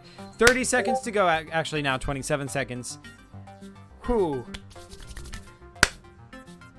I think I'm getting some messages on Discord, so as soon as this runs out, I'll check them. We got 16 seconds to go. 15. All right, you guys. 10, 9, 8, 7, 6, 5, 4, 3, 2, 1. time's up. Yeah, that's right. Alrighty, you guys. Pencils down. Thank you guys for making your PCGs. I will now. Let's check my Discord DMs. Alrighty. Let's see. We've got one from Chris. Let's see. Make sure that you guys are seeing my screen. You are? Okay. Oh, what have we got here? Chris says, you are Clork Glumthwith, an interstellar dwap fox. I guess this is the interstellar dwap fox. I don't know what a dwap fox is. You're in space on your sonic zoom disc, just passing a spaceship, and a small meteor is coming straight for your face. What do you do? Image that actually works with Discord. Sweet. All right, so I guess that's me. I'm on a sonic zoom disc, and there's a meteor coming from my face, and the big boom ship, that's the ship that he used for my game, so he fulfills that requirement.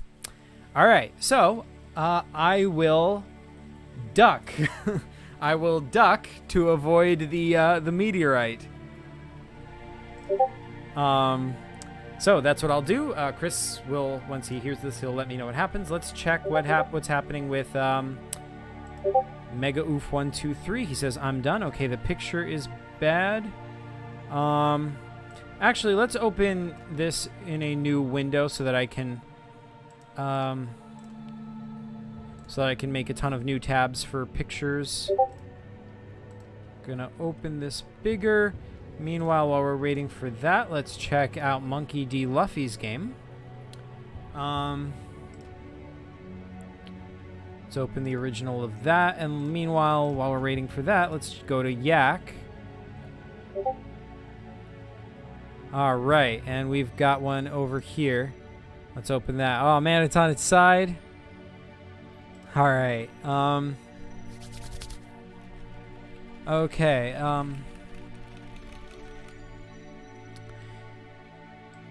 Title: We in Zach's head. Uh-oh, Zach's dead.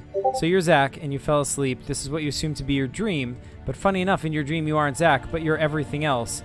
And everything on this page has the single intent of killing you. Oh no! Oh no. Okay. Alright, yeah, this is a blurry picture. Can I work with it? It is kinda let me see if I can. That was a little better. Oh shoot, is it Zuvak? Oh shoot. And there's the moon, so yeah, sweet. Alright, let's see what people are saying. Alright, let's start with Chris. Unfortunately, dwap foxes don't have flexible necks or knees, so ducking doesn't work and the meteor hits you in the face. Save game. Yes. Okay, I will save game, and instead of bending my knees to duck, I will do a split and drop down onto my pad. So yeah, that's what I do. Let's see what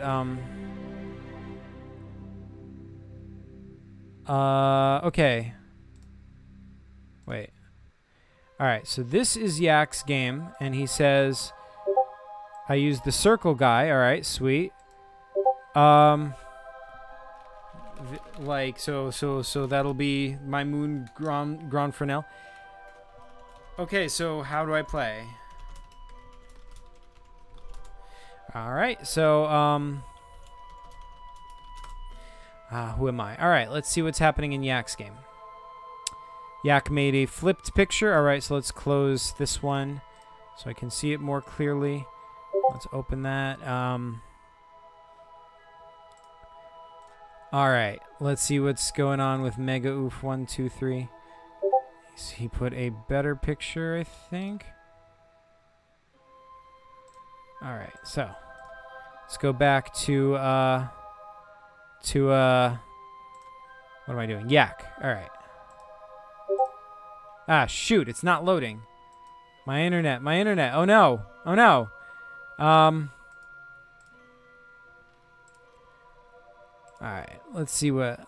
You're the big circle guy behind the wall. You have to pass through the door. Okay, so what's this thing over here? Whatever it is, I will try and pick it up. And also, is this thing in front of me, is that the door I have to pass through? Oh, no, this is the door, right? So what's this?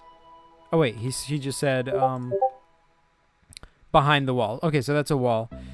It's a stone, he says. Okay. All right, so yeah, I'll pick it up, and I will duck out from behind the stone. Yeah, I'll duck out from behind the stone, and I will throw it at one of these guys and try and hit him, you know, in the eye. All right, Chris says, like, let's get back to this game, wherever that was. I don't know why I don't have this opened, but okay, so he says, you do a split successfully. As everyone knows, Dwap Foxes are great at splits, and you, Clork Glumthwith, were a champion splitter. You dodge the meteor, but it turns around and comes at you again. How's it doing? What do you do? Oh, shoot. I will try and grab it with my hands. Okay, so yeah, let's see what he is saying. Okay, one of the guys ran away. You hit him when you hit him with the rock, but the other guys started shooting. All right, I'll duck back behind the wall, and I'll come out. I'll go out the other side and throw it at the other guy's eye. Okay, and then let's go back to. I haven't really been doing much on Yak's game, so let's see what's going on with that. Here, uh-oh, Zach's dead. That's the title. Is that Yak? I mean, that's like how you draw Yak, or is that supposed to be? Oh, hey, it's the ship. It's the yeah, sweet. And oh, hey, it's the moon dude. Yeah, Grand Fresnel. Okay, so funny. Okay, in your dream, you aren't Zach, but you're everything else, and everything on this page has the single intent of killing you. You win by killing Zach. Okay, so as the moon, I will grab Zach and with my moonbeam telekinesis and like slam him into the ground. Does that work? Let's see what's happening with Mega Oof. All right, why are they so bad? I don't know. Let's see if this one is any better.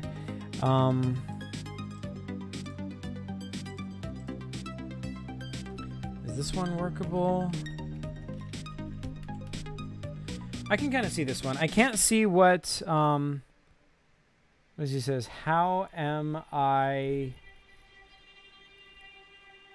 gotcha points? Zasha points? Oh, wait. Is that? Oh. Okay, that one finally came out good. All right. Okay, so let's see.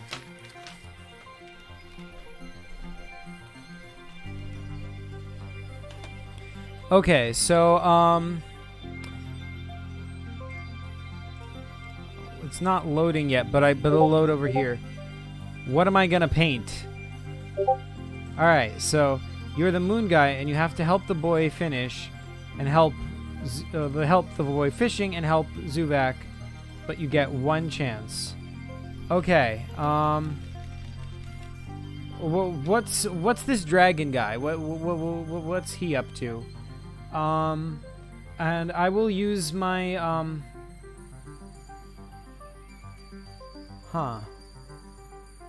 I'll use my moonbeam telekinesis to grab this guy, stick him in the water, so that this guy catches him on his fishing rod.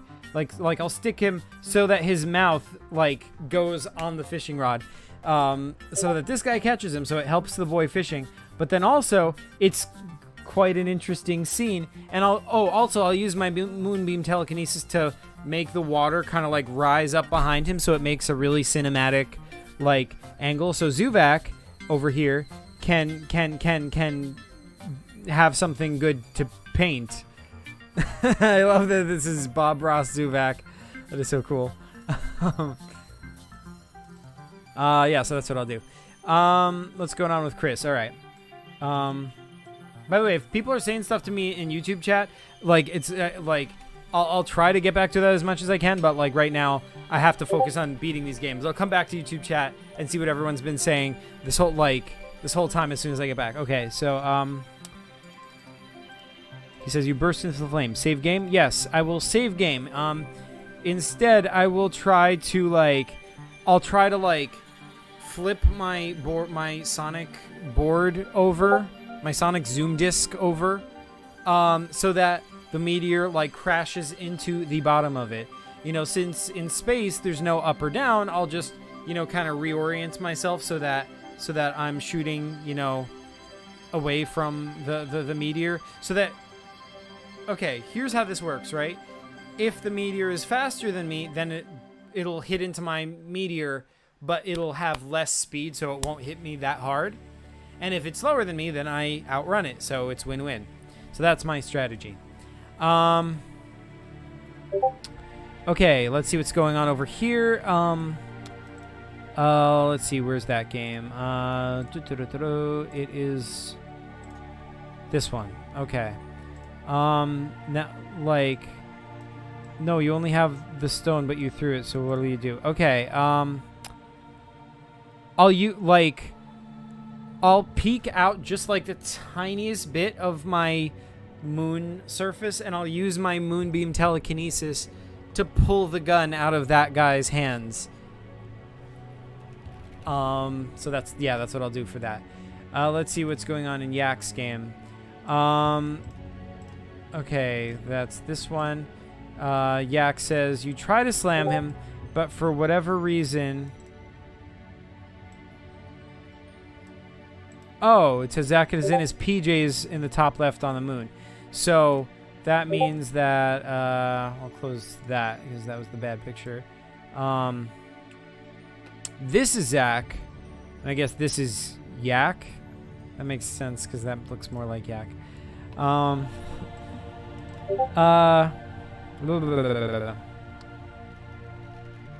You can materialize anything. You try to slam him, but for whatever reason your moon powers aren't working. And yes, that's Zach.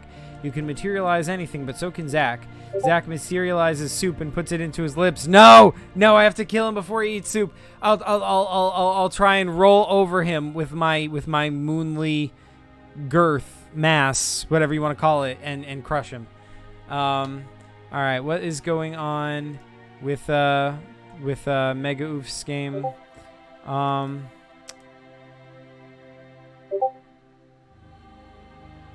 That is a zombie vampire bear.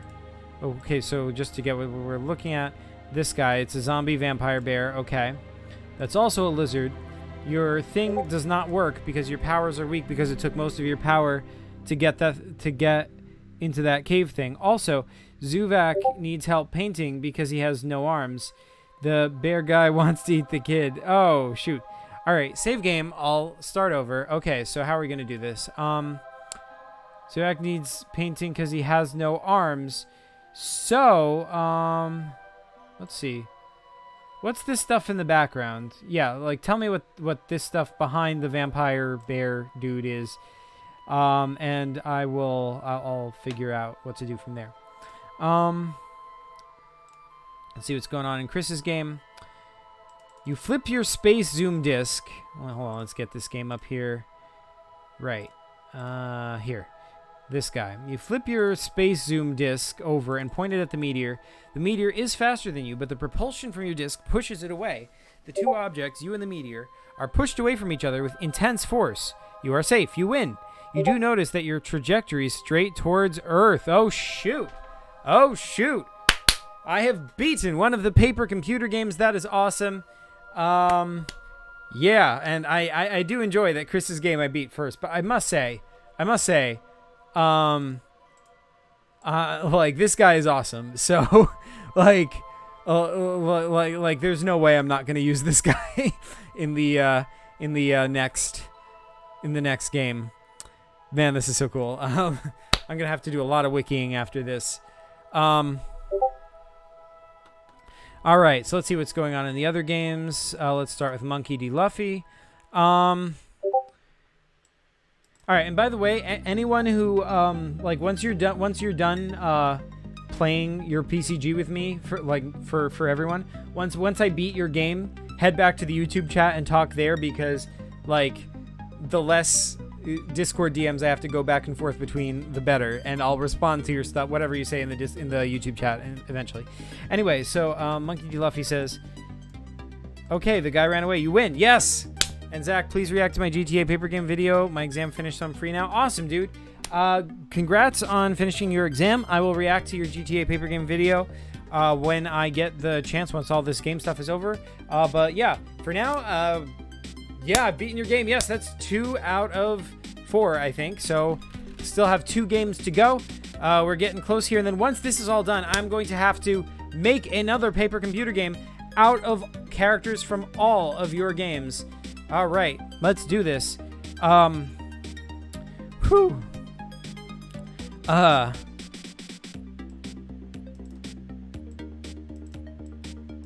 Your telekinesis do not work like that. That was a mistake. I had to erase that.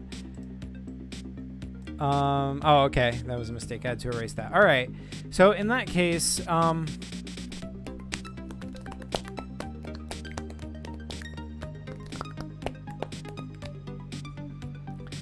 am I gonna paint?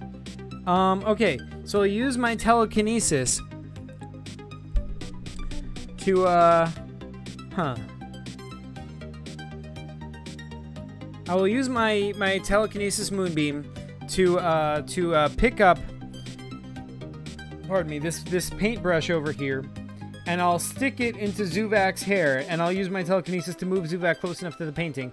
So by moving his head, Zuvak will be able to paint. So that's how I'll solve that. And then for fish, I will use my telekinesis to put the vampire bear into the water, but on the far end away from the kid, so that he scares the fish so that they all go towards the kid so that he can catch a fish. But I'll hold it there so that, like, with my moonbeam telekinesis, so that the vampire bear can't, like, attack the kid. So that is my strategy for that. Let's see what's going on in Yak's game. It pleases me that I depicted Yak well enough for you to recognize it. Yes, indeed. Wait, sorry, I didn't catch that. Can you say it again? Sorry. Oh, what did I say? Dang it. Shoot. Oh, I said I was gonna roll over. Oh wait, but that's Yak, so that wouldn't make any sense. Oh, but I'll just roll off in that random direction so that Zach falls off of me. I'll try to roll fast enough for Zach to fall off. So yeah, that's my strategy for that one. Yeah. So, does it work? Which one works? Let's see if anything's going on. Once you beat my game, I'll sleep. Oh man, please use Bob Ross Zuvak in your next game. We'll see, dude. We'll see. I gotta pick the best character from your game, or the one that makes the most sense for my game. So we'll see. But you have to do it all at the same time. Yeah. So yeah, what happens? Did you hear what I said? Mega oof 123. Yak says, you try to roll, but Zach just walks in and avoids falling, like a barrel in a cartoon, but he spills the soup. Oh man. Alright, save game. I will, actually, let's close the games that I'm not playing anymore, so they're not, like, in the way, so I don't get confused. Alright, so we just got this one and this one. Okay. Alright, I will use my Moonbeam Telekinesis to grab this ship and pull it so it smacks into Zach's face. Yeah, so that's my strategy for that one. Whew. Oh, man.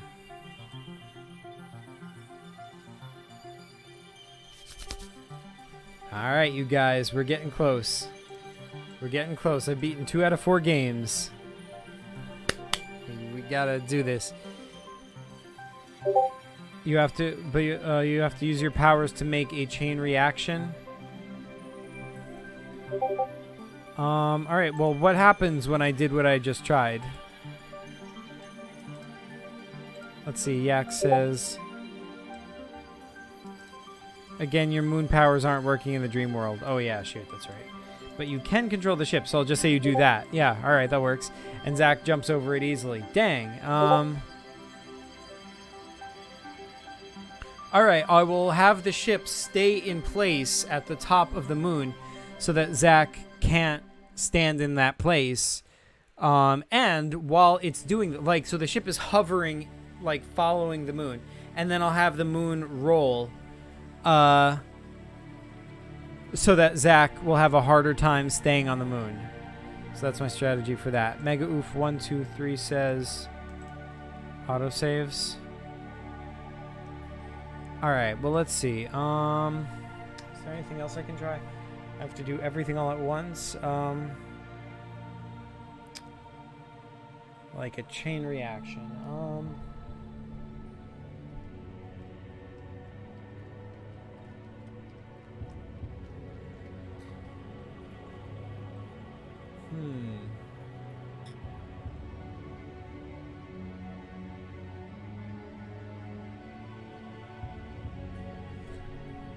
Okay, I'll use my moonbeam telekinesis to grab the kid, move him over to Zuvak, and put the paintbrush in his hand so that he paints a fish in the pond. So that like it'll be like he caught a fish, but then also it like Zuvak will be painting through him. Like Zuvak will be telling him what to paint. So see, it solves both things with one stroke. See, it's like a chain reaction. He says, oh, your thing only makes the bear angry, and he attacks the kid who runs to Zuvak and knocks down his art, and I lose. Oh, shoot. Save game. Okay. Your thing only makes the bear angry.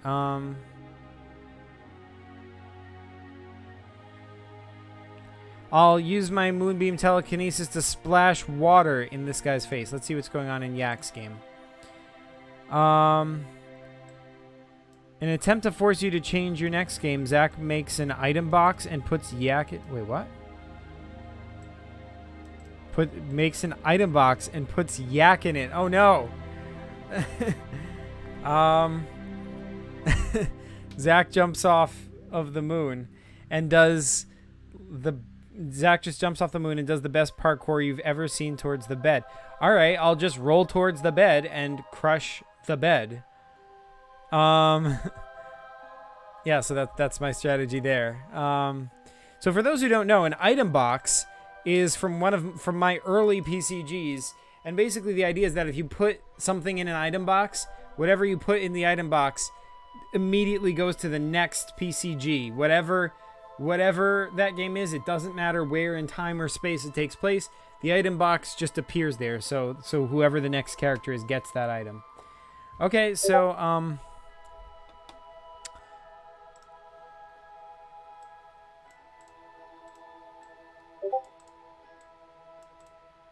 right, saving done. All right.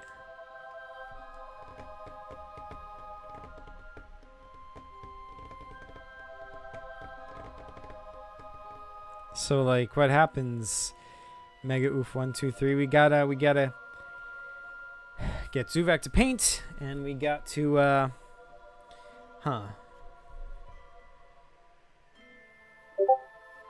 the boy wants to fish.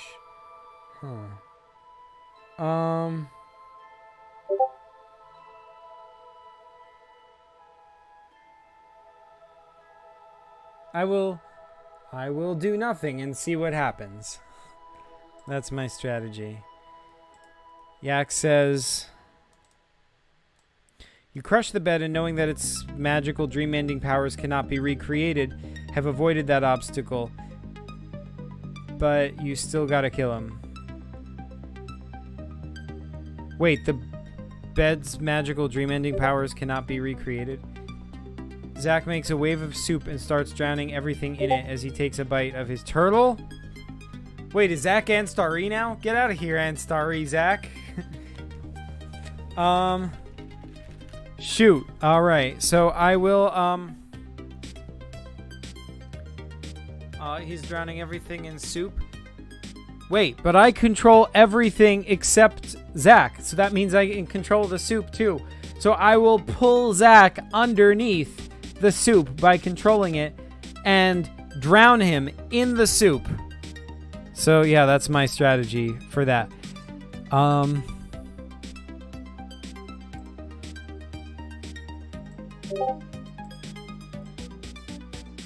Megoof says, all right, I'll be back. Okay. Yak says, oh no, he knows how to play. That's right. That is right, Yak. That is right. I just briefly glance at YouTube chat. Like, I'm paranoid that it doesn't exist anymore. Oh man, people are here. They're saying stuff. Oh man, I have 15 viewers. Dude, that's insane. That's awesome. Hi everyone. We're playing paper computer games. Anyway, let's get back to the games. Let's see. Zach just makes an air bubble. Nothing too bad for the legendary PCG character. Oh yeah? Well, the soup will crush the air bubble immediately. And yeah, like it'll keep doing that and force itself into his... Like when he tries to make an air bubble and tries to breathe it, the soup will force itself into his nose and lungs so that he suffocates and dies. Yeah. So yeah, that is what I will do for this here game. What about the other one? What's going on over here? All right, I'm back. What happened? Nothing happened. I'm just gonna try and wait and see what happens. Like, does the vampire do anything? I want to wait and see what he does if I don't do anything. Yak says, but in doing this, you would be forcing Zach to eat soup. Are you sure you want to make that sacrifice? I do indeed. Let's do it. Let's force Zach to eat soup. He will die by soup. We will kill Zach by soup. He will be like crucified in a soup of his own making. That will be the final fate of Zach. Zach is going down. He is going down, you guys. Zach eats so much soup that he goes into a soup rage. Okay. But mind you, it's also going into his nose and lungs, so he should be dying regardless. An explosion erupts from him.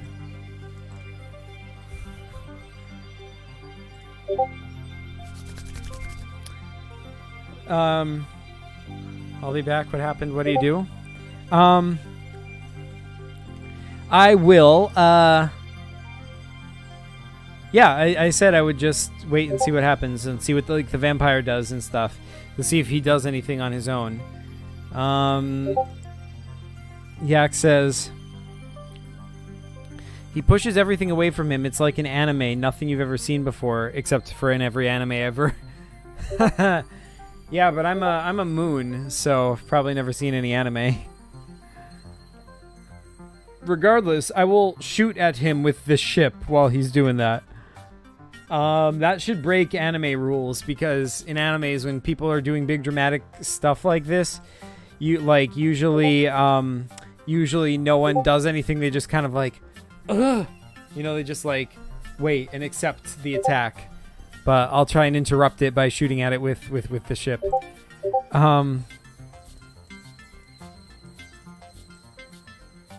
No, you're not a moon. You're Zach trying to kill yourself. Your dream self. That's true, but I control everything else, right? Like, fine. All right, you're right. I'm Zach. All right, sure. Zach's probably seen some anime. The ship shoots at Zach.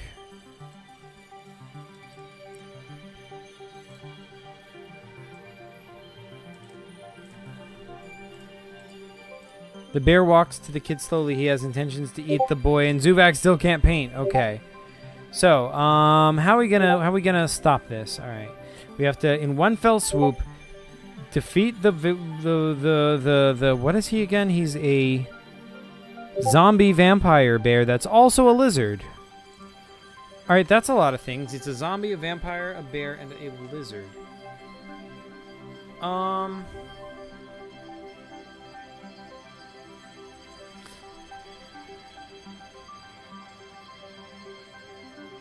Yeah, I'll force the zombie bear lizard dude into the water face down so that he gets underwater and he drowns. And but hopefully he also scares the fish so that the boy catches a fish. And I'm hoping that once the boy catches a fish, the boy will on his own go over to Zuvak and help him paint. That's my hope. So that's what I'm going to try to do.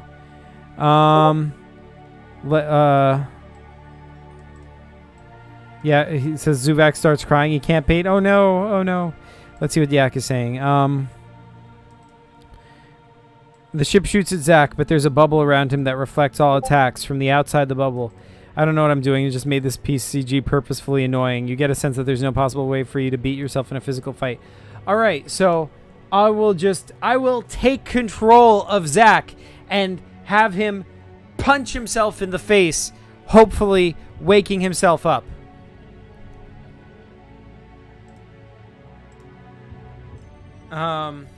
So yeah, that's what I'll do.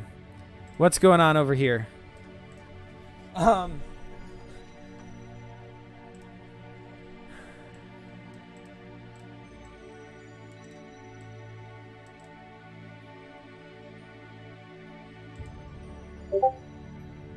Zach is the one thing you can't control. Yeah, but by realizing that it is a dream, like I'll tell Zach this is a dream, so that means you can control anything, including yourself. And by realizing that, I will hopefully gain control of Zach, and in so doing, I will punch himself. Have him punch himself.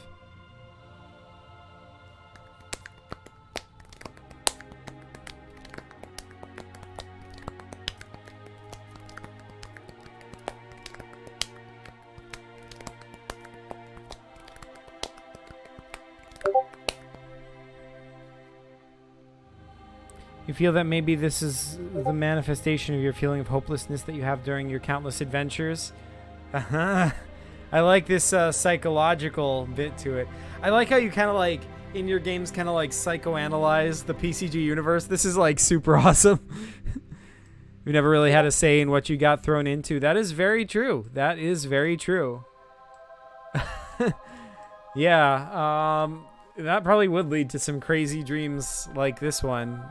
If I, like Zach, like if I was living the life of Zach, the PCG character, I would probably have some dreams like this.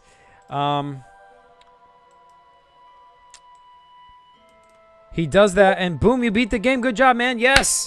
All right, Mega Oof. Thank you for, yeah, we've beaten the game. So that is one game down. We've only got Yak's game to go, and then it will be time for my turn to make a game, and I will have to make a game using one character from all the games that I've just beaten. Whew.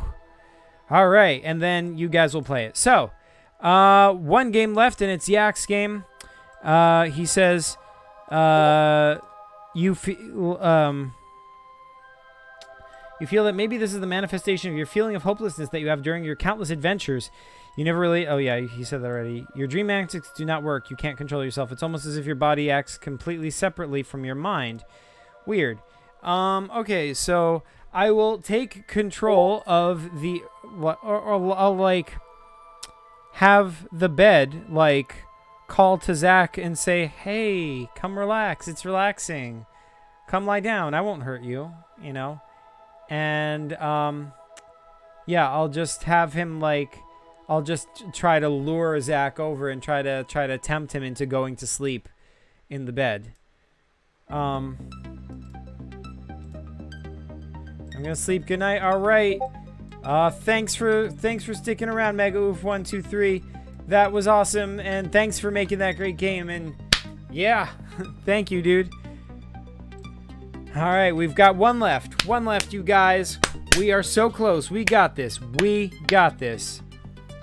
When he sleeps in the bed, this version of you will die. Oh, no. Wait, what? Oh, you crush the bed, and when he sleeps in the bed, this version of you will die. It's the only way to survive. Is to kill Zach in his own mind. Wait, what? When he sleeps in the bed, this version of you, yeah. So Zach will die, right? Isn't that what we want? I'm confused.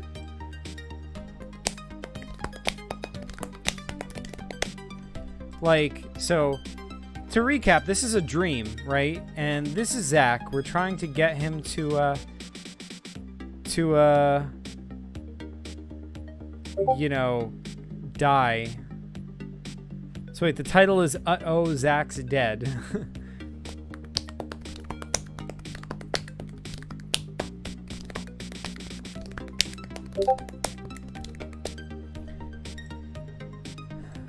No, not that version of you. The version of you that controls the dream. Wait, what? So no, the full title is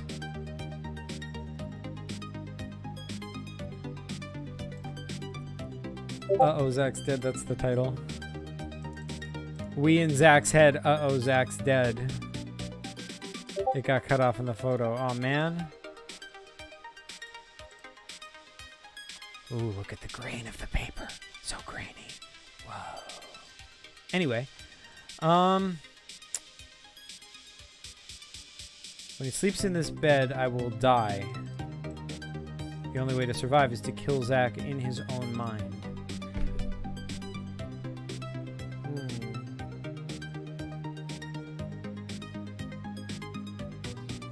Okay, so I'll save game to when Zach was eating soup. And since I also control the soup from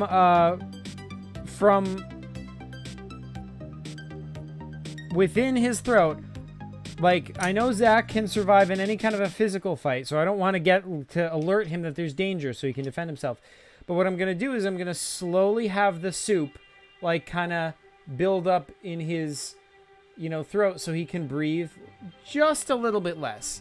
And then slowly cut off his oxygen little by little, so that he doesn't notice anything's happening, but he just slowly gets sleepy, like if he was in a low oxygen environment. And he'll just slowly get sleepier and sleepier until he suffocates. That's my plan. Whoa, paper grain. Yeah, for sure, dude. Is it gonna work? Is it gonna work? Are we gonna kill Zach in his own head? It has to work, you guys. It has to work. Woo! It makes so much sense. It makes so much sense. Good plan, he says. But you see, oh no, no, no, no, no, no. No, Zach is too smart for me. Zach is already asleep, and you notice that he looks almost dead.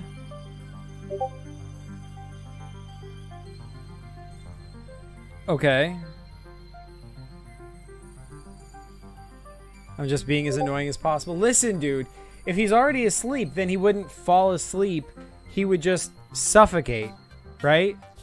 I don't know if there's even the way to win, to be honest.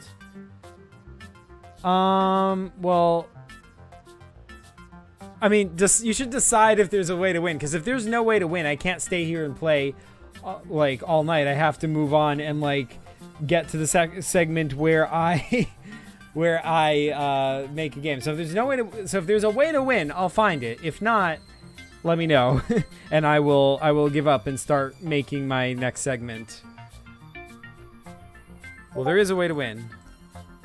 Okay, you notice that he looks almost dead? That should have worked then. Why didn't it work? I will, but I don't know if it'll take too long. But wait, why didn't that work? Like, when I suffocated him, what did he do to prevent that, though? If he can't, I mean, it's not a physical attack, so he can't repel it, and... No, he already looks dead, like a zombie? Oh. So, like, don't I win by default, then, because I'm dead already?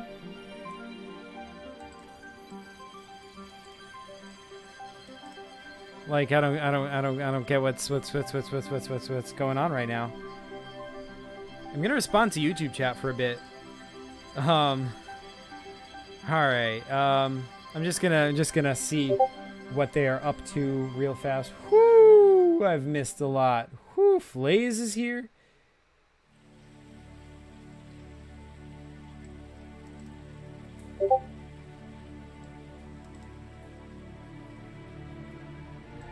Flaze says I missed it. Oh man, no, but you can. I'm gonna come back later. All right, yeah. There's gonna be another round.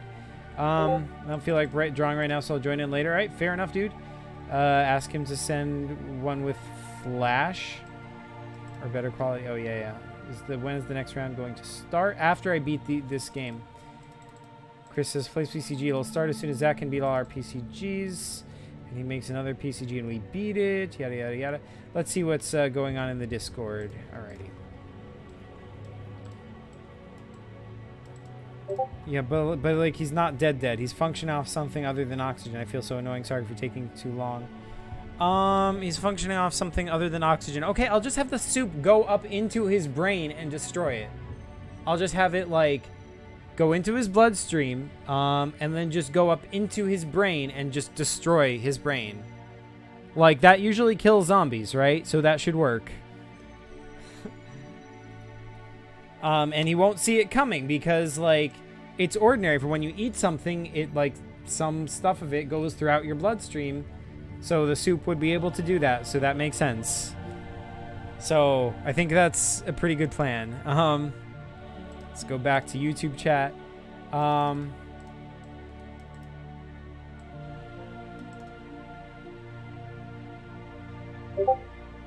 sent you an email for after the roundabout is over. Play says me? I thought Zach was reading the chat. The messages from him. Oh, okay. Duly noted, Via. So, Flaze, you made a PCG? If so, you Discord it to Zach, and he play with you, and it will be streamed. He just needs the moon and any characters you want to add. Yep, or, like, just any one character. Zach says, dude, why does Chris's art look so good? I know! His art is too good. It's too good. Chris sucks. Via says he's a graphic designer. Wait, he is? It's because he has more experience in art. I mean, Chris is 30 above, I think. Yeah, he is. But his art always had that quality. Even when he was a kid, his doodles were, like, top-notch. I mean, his technique wasn't top-notch, but, like, he sure could draw a character. He always had that talent. Like an expressive face. Let's see what Yak is saying. Zach falls to the floor and start convulsing. You wake up with a new sense of control and you've won. Yes! Woo! Ho, ho, ho, ho! We have beaten. We have beaten. What was the full title? I'm calling it Uh-oh, Zach's Dead. We have beaten Uh-oh, Zach's Dead. And that brings to a close this section of the game. The next section is for me to actually make my game. I'm going to have to use one character from everyone's games that we've played up to this point. One character, and I'm going to have to do it in 10 minutes. Before I start, I'm going to take a break to read Discord chat, see what everyone is doing. Thank you, Yak, for that game. That was epic. Whew. That was very creative. I like the psychological PCG universe stuff of it. And that the moon was in it. Yeah, that was super cool.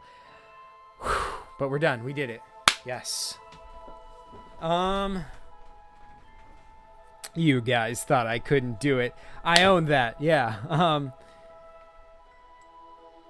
Play says he works in a planetarium. Wait, Chris? No. I used to work in a planetarium up until the pandemic happened. Via says you get a cookie. You get a cookie. Everyone in chat gets a cookie. Yes, cookies for everyone.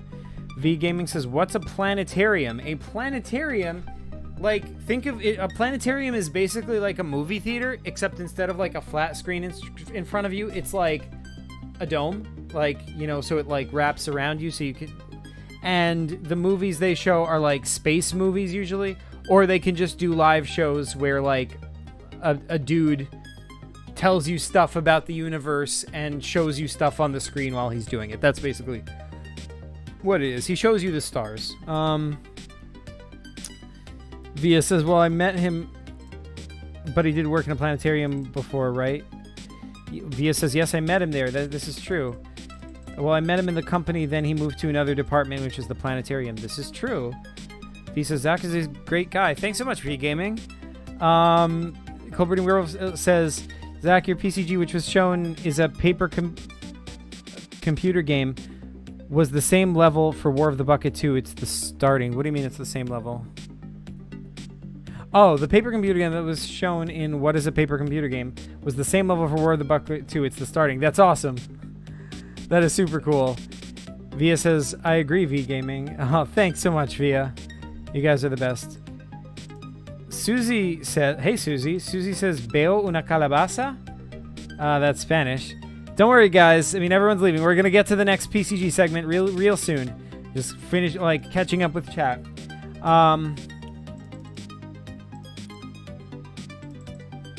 Via says, me gustan las calabazas. Wait, what's a calabaza? I actually don't know that word. Veo una calabaza means I see a calabaza. And Sylvia Via says, I like the calabaza. And then she says, I like the pastries of calabaza. So I guess calabaza must be like pumpkin or something. I don't know. Colbert Girl says, yes, I agree, Via, because he does not look like soup, so it'll be a dare. Yes, a challenge. A challenger approaches. Via says, mwahaha, evil laugh. Cookies for all. Alright, get a fortune cookie. V says, bye, gotta go. Oh, man, thanks for coming, V Gaming. The turtles were about to catch up. JC Toon says, yes, he beat my game. Yes. I hope Zach uses Bob Ross Zuvak. We'll see. Via says, oh, yeah, it'll be awesome. Colbert World says, Zach, the game which you played in What is a Paper Computer Game is this? Yeah, you said that already. Yak says, this is what happens when I make a PCG 10 minutes into it. It makes no sense and it takes forever. Yeah, that is one of the risks of the game. I'm sorry for holding up the stream. No worries, dude. It happens.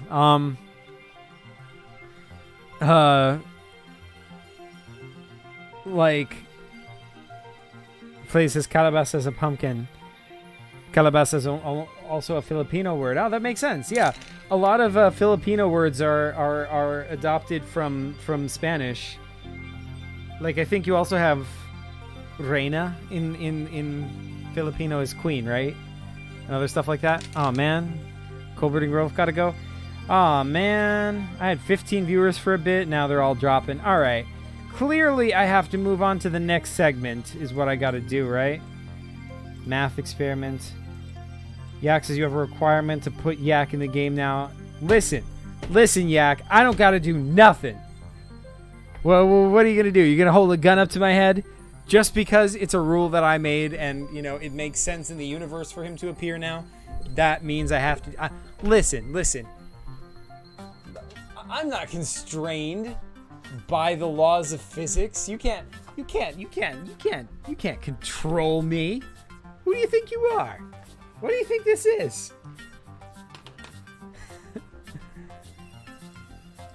We Filipinos were literally colonized by Spanish for 300 years. Oh wow. I didn't know that. It's kind of weird that you're not all like speaking Spanish then. Like, that's kind of cool. I kind of like that. Like, that you, like, despite being colonized for 300 years, you held on to your original language as the primary language spoken in your country. And a bunch of other, like, languages, like, not just Filipino, but also, like, you know, Bisaya, you know, and other regional languages like that. Anyway, let's, I'm gonna need a glass of water, you guys. You're gonna have to give me a minute. So let's put a PCG paper over here, and we will write B. Right.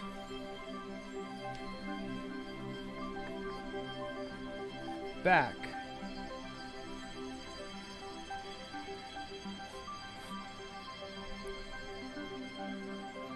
Okay. Yak says, I don't make the rules. An item box is an item box. Listen, you don't make the rules, and I don't have to follow them. What are you going to do? Sue me? What are you going to do? Places Bisaya is the original language of the Filipinos. Wait, really? Dude, I didn't know that. Do you speak Bisaya or just Tagalog? I know, like, I have a friend who speaks both of them. That's why I know about this stuff. Anyway, I'll be right back. I'm gonna get some water. I'll be right back.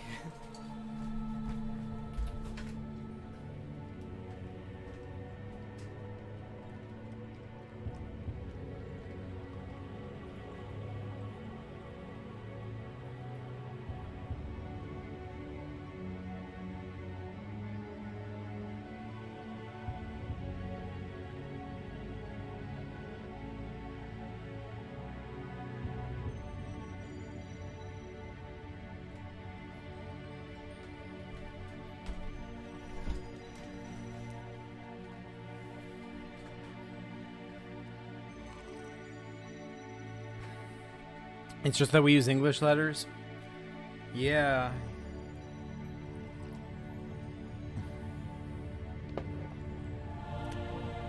All right, dude. Yak says, some is Zach's catchphrase now. Man, it's weird how I just say weird stuff and it becomes a thing now. Blaze says something in Dagan naman good against sa Bisaya ke weirda kayo ang amoang pag-istorya. Some of those words are familiar. I know ang.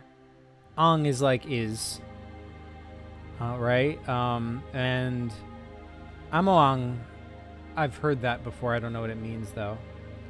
Sang mga words. This is in Bisaya. Sweet. Yeah. Bisaya. Via says, for all while Zach is out, I'm giving free cookies. Yay, thank you, Via. Free cookies for all. Alrighty. So we are back. That means it is time to make another paper computer game. Once I start, I will have 10 minutes in which to make a paper computer game. Let's sharpen the pencil.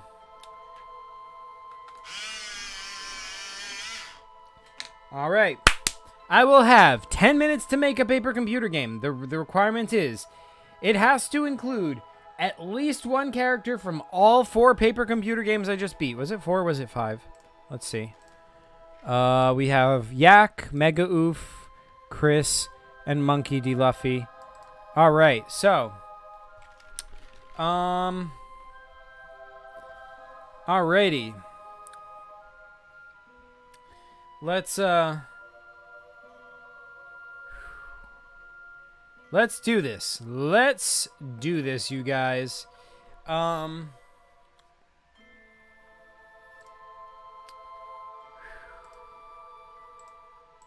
So the first thing is I'm going to need to start a countdown.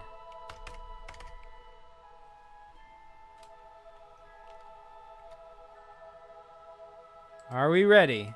Are we ready to start the timer? In 3, 2, 1. Let's wait. And our journey has begun. Alrighty, folks. The timer has begun. And that means, let me move this off and hold on, let me make this smaller so I can watch the countdown timer, but also see what chat is saying.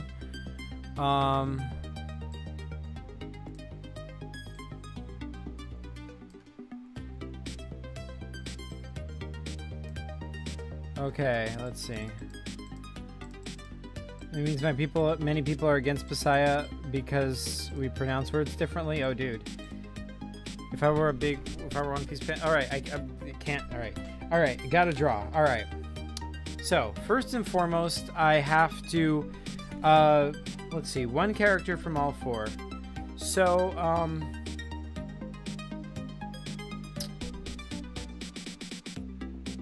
let's see. What is the basic structure of this game? Let's look at the characters we can use, right? Let's see. From this game, we've got Bob Ross Zuvak, we've got this bear vampire dude, the boy fishing, and the moon.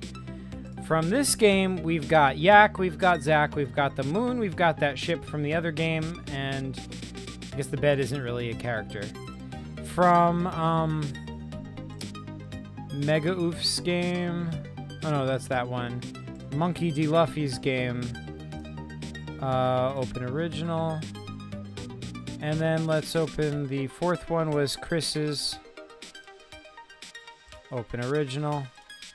Man, I should have known they'd have to load again. I only have 7 minutes and 59 seconds already. All right, shoot. I got to do this fast. All right, come on. Load. Load, you guys. Load. Dang it. All right, we're just going to have to... Oh, there's Chris's. So I can use that. And... Like, yeah, I can draw off that. Okay, so, are you guys seeing what I'm seeing? Yeah, you are. Okay, so there's basically the big boom ship and this and the meteor. Oh, the meteor seems to have a face. What happened at the end of this game? We pushed them away from each other.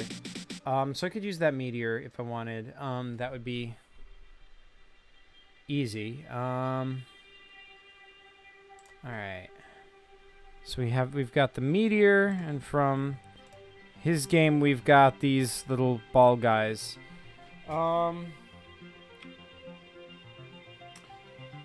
Alright, so here's the setup, right? This is gonna be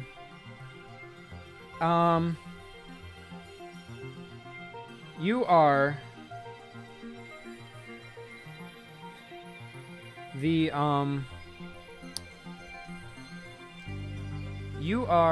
shoot. Okay.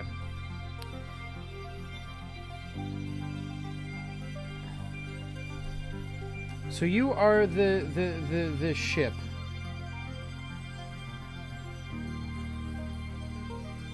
That was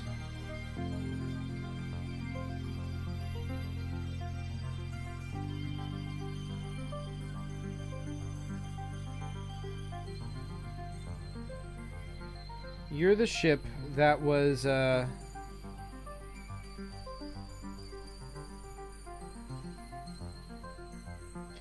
that was shooting at the other ship.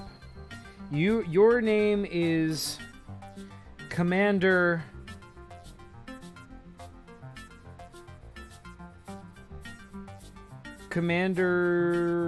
Zoofenshirts.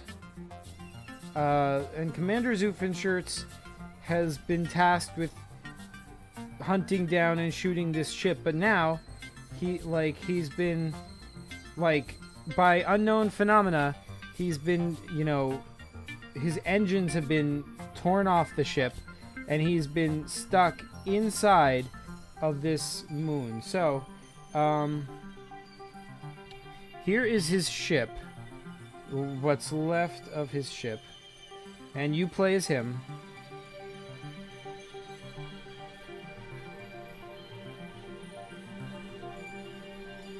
And we are inside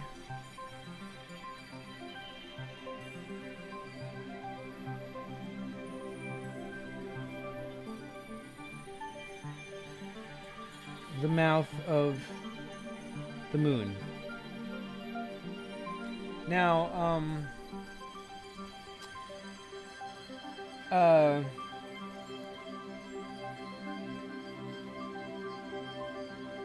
inside here is going to be a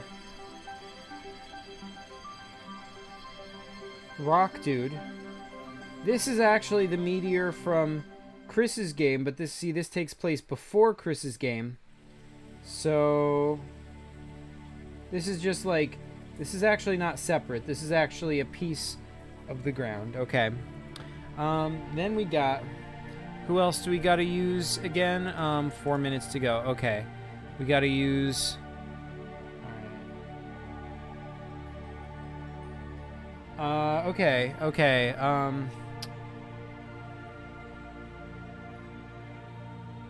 there's a ball dude.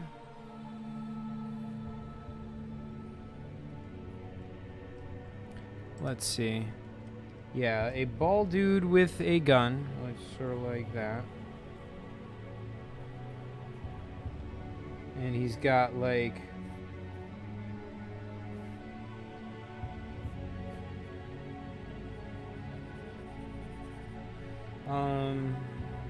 we are, mind you, this all takes place inside the moon.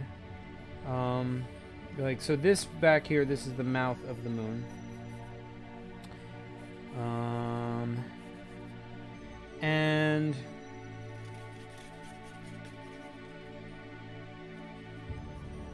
how much time I got left?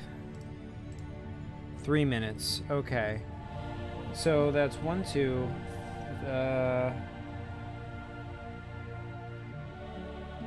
And then we are like, this ship was in Yak's game, so I'll just include it from there. And then I'll just, you know what?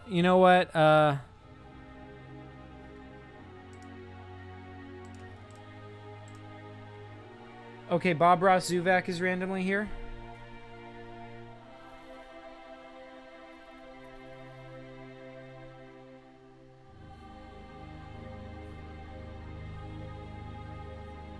But he is...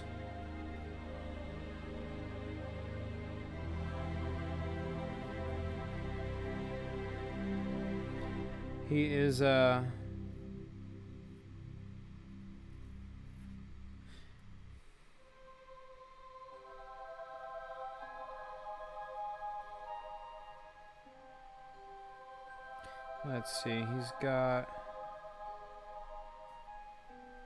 kind of a Bob Ross fro going on, but he's got like 2 spikes sticking out on each side, and he's got like kind of like slit eyes. You guys are seeing what I'm seeing, right? Yeah, you are. How much time I got left? 1 minute, 23 seconds. All right. And okay, so there's an item box which just appeared like right when you landed here. This item box just appeared, so we'll deal with that later. And yeah, what else we got? So that's from that one and that one. That's from Chris's game, and this is from Yak's game. So, oh, also the big boom ship is out here. It's flying around, but it doesn't know where you are. It's looking for you, and if you don't do anything soon, it's gonna see your ship, like, because the mouth didn't close fully. It only partially closed, and you know there isn't enough air in here, or there isn't any air in here to breathe. Okay, 19 seconds to go. I'm gonna call this done. All right, so yeah, just put a little extra shading because I had 19 seconds to go. All right, so we'll call that done, and we'll get back to YouTube chat.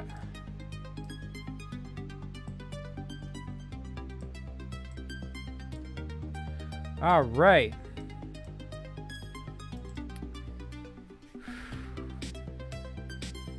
Let's see what chat's saying. It's fine. Just go over time. Yeah, no. I ain't cheating. It's my own rules. I ain't cheating them. So many viewers. He's breaking the law of item box. So. How am I breaking the law of item box? All right, you guys. This is time. You are Commander, whatever I said his name was. Angry KP says, I can't understand what's going on. Okay, so here's the paper computer game. The thing now is you, Colberting says, I'm just going to be here and do my math experiment. Awesome, dude. Sweet. All right, so it is time for chat to play this paper computer game. Are you ready? All right. So here's how this is going to work, right? You are playing as the guy inside this ship, right? Now, this ship out here, this is the big boom ship. That's the ship that you were trying to shoot at before. It is flying around outside in outer space. Like, remember, the moon had taken this ship, inside of its mouth in my previous paper computer game. Now, it is, yeah,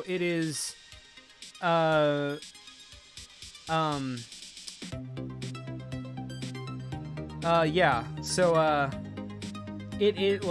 like, you're inside the mouth, so you're in this whole dark, cavernous space, basically like the inside of a cave, but the slit of his mouth hasn't completely closed, so you have to find a way to hide your ship, otherwise this guy is about to see where your ship is, and he's going to be able to shoot in through that slit and destroy you. What do you do, chat? Oh.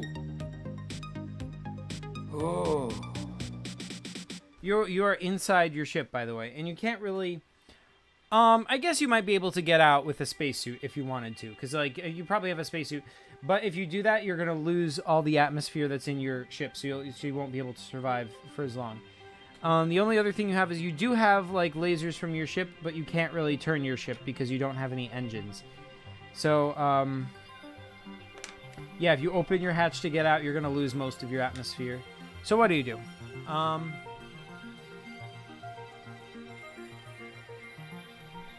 Yeah, so Zach, it's my rule, I won't break it. Also, Zach, why do I need to follow the law of item box?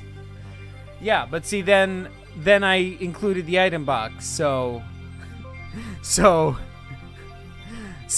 you thought it was a contradiction, didn't you? Yeah, Angry Kippy says, what's on the left? Alright, on the left, so over here we got, this is like a ball guy. He is a guy in the shape of a ball. And he is carrying a gun, and he looks pretty angry. Yeah. And then up above him, this is Bob Ross Zuvak. I mean, that's who he is, but to you, it looks like just it doesn't look like anything, it just looks like some weird robot without arms, with, like, frizzy hair. Yak says, what is the goal? The goal is to, like, find a way to stop this guy from seeing and destroying your ship. If you distract him and he flies away, that works. If you destroy him, that works. If you whatever you're able to do to get rid of him, that works. That is how you can beat him. So, yeah, what do you guys do? What do you do? You're in this big cavernous space. You're the ship. This is a slit, like that an opening that goes to the outside.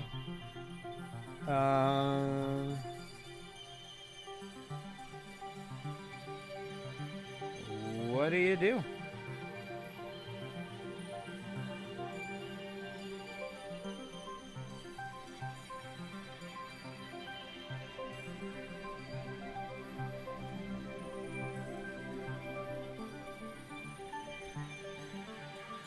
Yeah, Angry KP says, can we shoot the angry guy? Alright, so, well, your ship has lasers. You can fire the lasers, but you can't turn the ship toward him. So you can't shoot him that way. The only way to shoot him, like, you do have a personal, like, laser blaster, but you would have to open the hatch to do that. Do you want to open the hatch and get out and shoot him? Yak says, can I talk to anyone outside the ship from inside the ship? Sure. I'll say you have a speaker system, so you could, like, you probably would have that to talk to people at the landing pad. So yeah, you can, like, and there's probably enough atmosphere in here that they would be able to hear you at least. So yeah, you can broadcast to somebody outside from within the ship.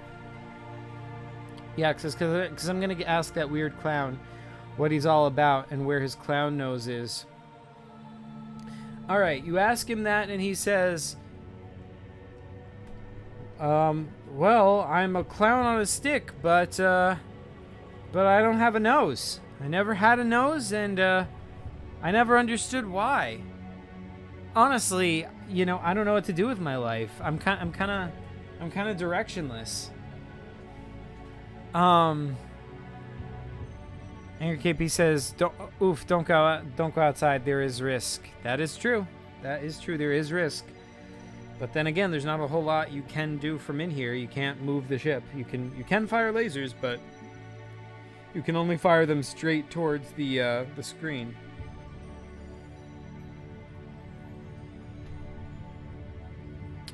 So what do you do? What do you do?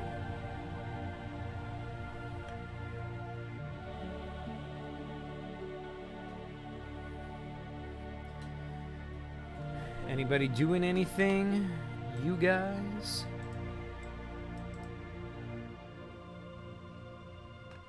I'm gonna refresh chat just in case people are talking and I'm just not seeing it.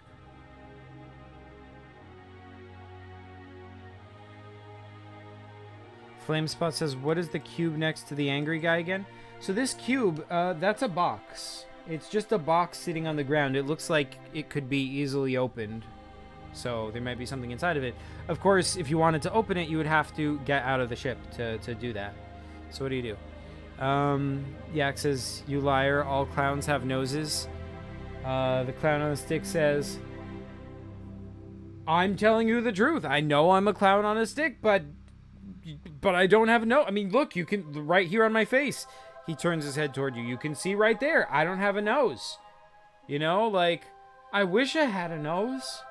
I very much wish I could have a nose. If only there was some way, some skill I could pick up that could help me make a nose. Yak says, I walk out and open the box. All right, you open the door to your ship. You vent atmosphere, but you're in a spacesuit, so you're okay. For the time being, you're good for a little while. You close the hatch behind you so that, you know, you can store as much atmosphere as you can. At least there's a little bit, you hope. You open the box and out pops like a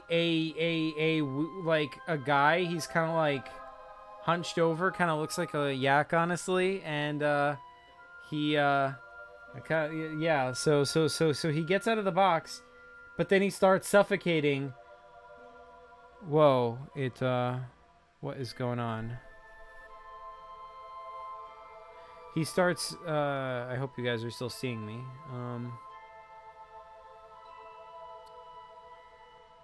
Ruh-roh. Something's going on with my software. I hope you guys can still see me.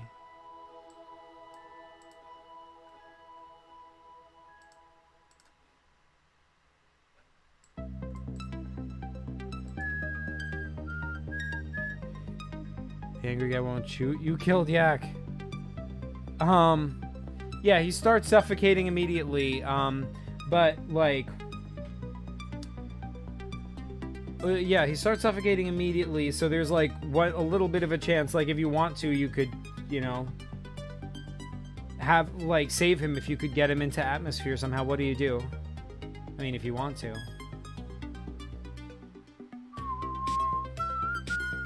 I mean, I guess it depends how much of a good guy you are.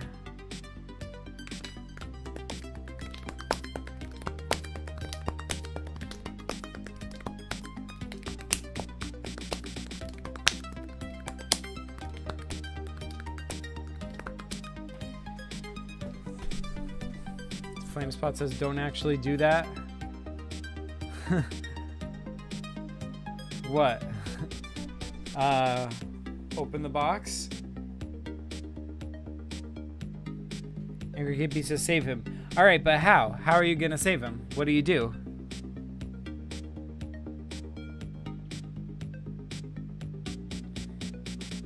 Okay, I'm just gonna use my phone for a minute to confirm that I'm still streaming because my software is being weird. I have to see what is going on, but keep talking, you guys.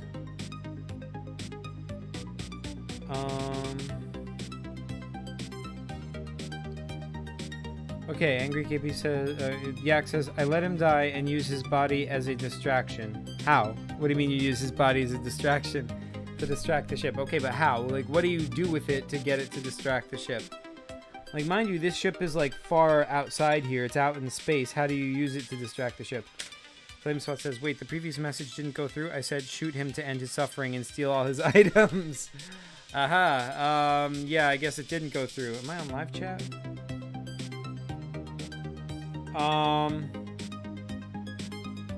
Yeah, I don't see that. I guess it didn't go through. That's weird. Anyway, if you shoot him to end his... I mean, that seems unnecessary since he's already suffocating anyway. But alright, you shoot him. And... and you take all his items. He has basically nothing. And when he dies, he doesn't actually, like, just die normally. He just kind of, like, outstretches his arms and, like, fades into, like, dream stuff. Mind you, you can, at any point, you can still save game and go back and save him if that's what you want to do. Or, you know, try to save him if it's possible.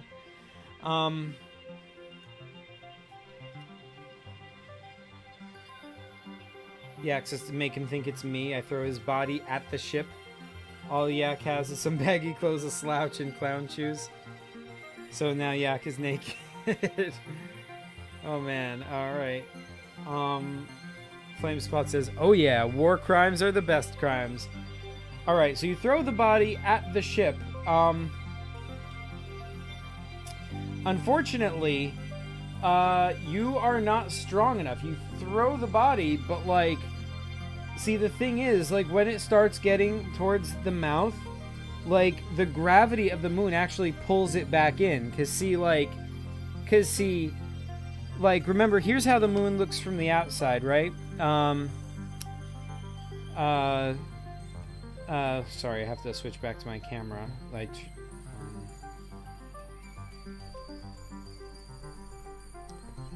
alrighty, okay, so see, here's how the moon looks from the outside, right? And here's its mouth.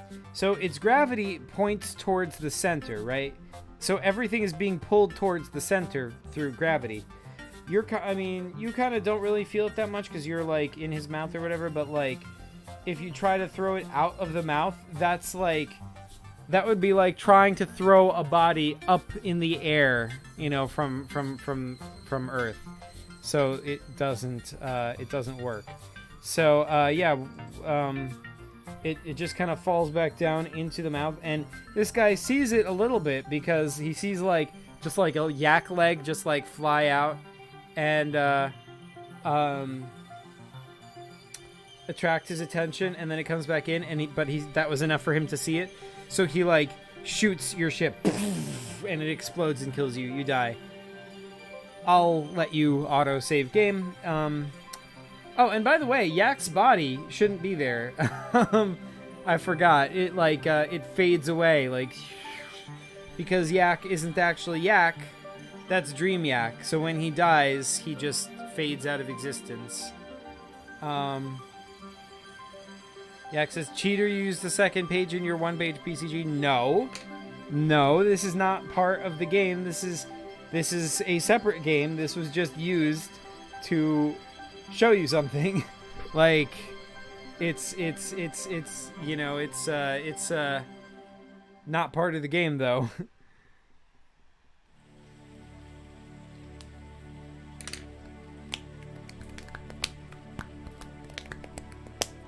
So what do you guys do? What do you do? You have to find a way to get this ship off your tail. There's still things you haven't investigated right now. You've checked out this box, and it has Yak in it. He dies pretty quickly after you open it because he has no atmosphere. We have this bald guy over here, who looks pretty angry. He's got a gun, and we've got we haven't really done much with him. And we've got Bob Ross Zuvak, who's over here, and he's looking for a purpose in life, and also he doesn't have a nose, and he's kind of sad about that. Yeah, says I'm gonna go silent for a bit. All right. What do you guys do? What do you do? You haven't investigated this thing at all, and Yeah.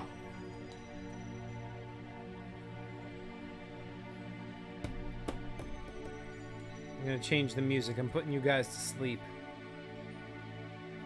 Let's get some more music-y stuff in here. Like, I don't know.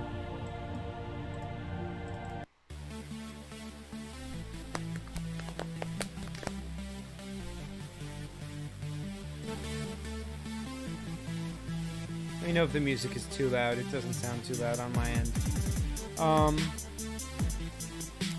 What do you do, guys? What do you do? I don't see anybody doing anything so far. If anyone said anything, I'm not seeing it.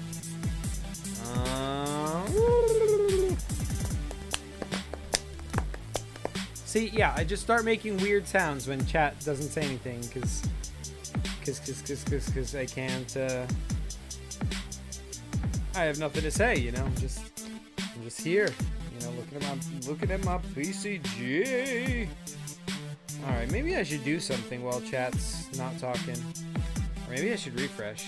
Maybe chat is talking and I just can't see it. Dang it. All right, so I'll check on YouTube on my phone to see if you guys are still there. Hang on, I'm gonna go silent for a bit. No one said anything since then. Alright, well. Yeah, because people are coming over for dinner and the house is a mess, so just give me a bit. Alright, dude. Well, while you do that, let's oh, okay. Angry KP says, just shoot the laser to the ship. Like your hand laser. All right, you shoot your hand laser at the ship. But like a hand laser is not designed to take down a ship. It's too weak. So it just like kind of like it harmlessly bounces off, and also it alerts this ship to your presence, so he shoots you and you blow up. So yeah. I'll say you automatically save games, so then what do you do?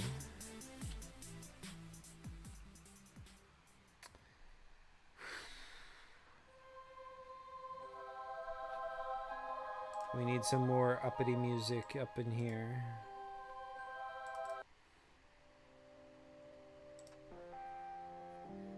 Distract him with the laser.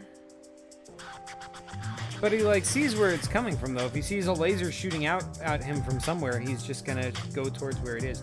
I mean, a laser isn't really a thing. Like see, a thing about a laser is like if you shoot a laser past someone, it doesn't look like an object.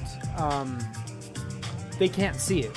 They can only see it if it points directly at them. That's the only time or if it illuminates something else. That's like a laser is a light, and a light, you can only see a light if it bounces off something. So for this to work, I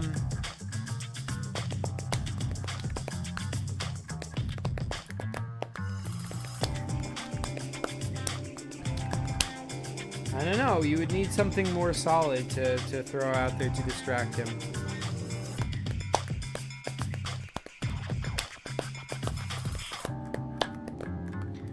What do you do? What do you do?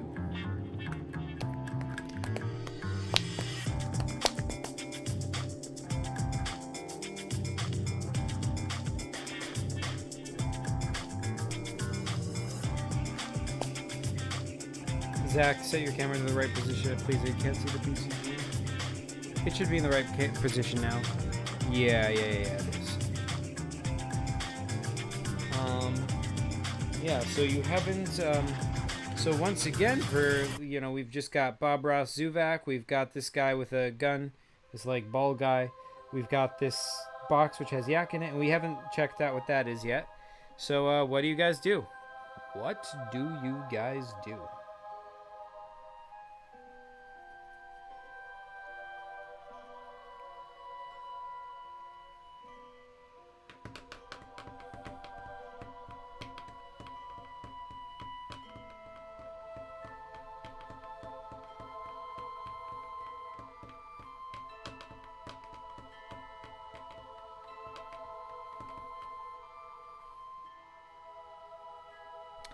Any ideas, guys? You have to find a way to distract this ship, or get it off your tail, because otherwise it's gonna shoot you and it is going to destroy you. So you have to find a way to get rid of it. You have climbed out of your ship, now that you've crash landed inside this moon, which seems to have sucked you in somehow. And outside this is like you're looking outside the cave. That's where the other ship is that's trying to hunt you down and kill you. So you have to distract it before it gets to you. What do you guys do?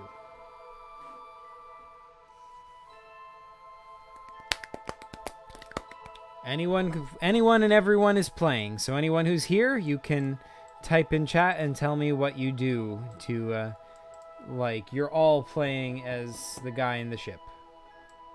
So, what do you do? What do you do?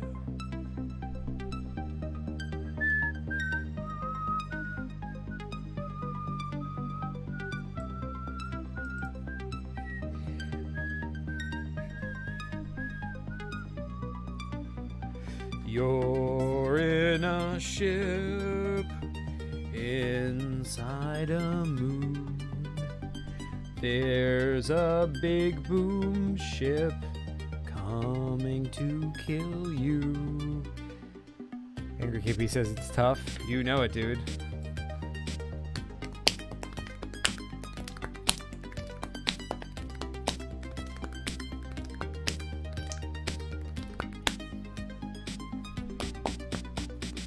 There's a weird bald dude over here. There's Bob Ross over there. There's a dude with a gun over here. I don't know why I'm singing, but I really have nothing else to do. Yak says you can just wiki while chat doesn't say anything or something, but I can't type that much right now. Yeah, fair enough, dude.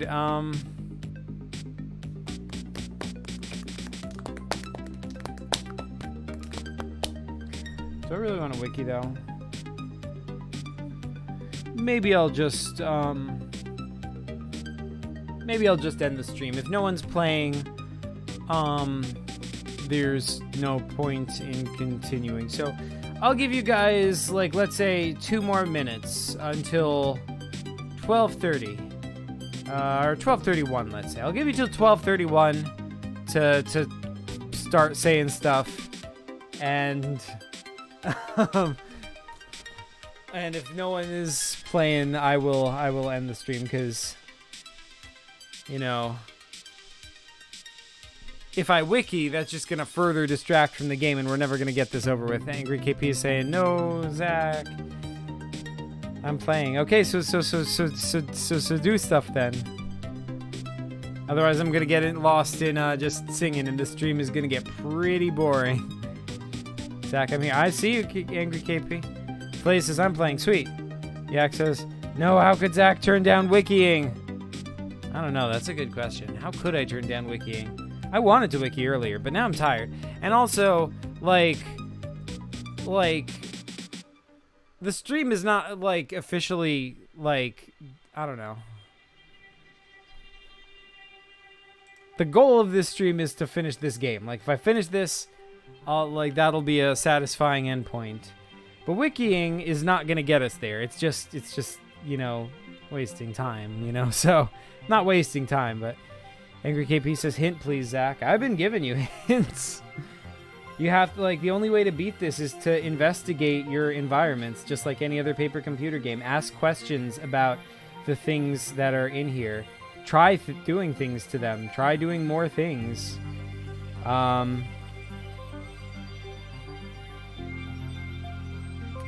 I can't really give a much more specific hint than that. I'll tell you what you've done so far. You have you've talked to Bob Ross Zuvak a little bit, and he says he doesn't have a purpose in life, and also he doesn't have a nose. This guy has a gun. You haven't really done anything with that. It looks like a pretty nasty gun. You have your ship, and you can shoot lasers with it, but you can't turn it. There's no way to turn it because the engines are gone. You have this box with Yak, the person inside of it, but if you open it, he suffocates pretty quickly. You have this little rock thing, which you like with a face, which you haven't really done anything with yet. You haven't investigated that, so. Flay says, what is that thing in the middle? This is your ship. That's the ship you start inside of. It lost its engines and it's crash landed in here, but yeah, that's your ship. Flay says, what's the goal of the game? The goal of the game is, see, like, you have been pulled inside this moon. And the cave opening sort of closed behind you. So this like slit over here, this is the cave opening that you've been pulled inside of. Because, you know, it's actually like, this is the moon. It's actually the mouth of the moon that like sucked you in. But you don't know that. So anyway, you're inside this cave and you see this slit, which is like the mouth of the moon. You're looking out of it. And outside of it, you see this ship, which is your enemy, and it's trying to shoot you. So, like, it doesn't see where you are yet, though. It's looking for you. So, if you wait too long, it'll find you and shoot you through the opening of the mouth. So you have to find a way to distract it, to distract this ship, get it off your tail somehow, or destroy it, or whatever you can do to save yourself from this ship. That's your goal.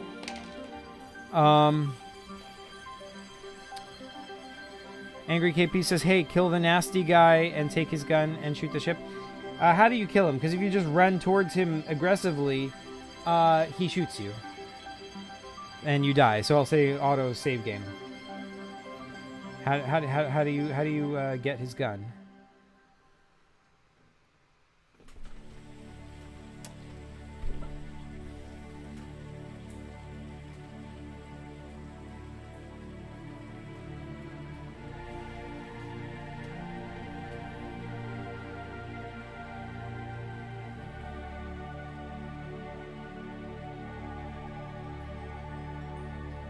Anybody?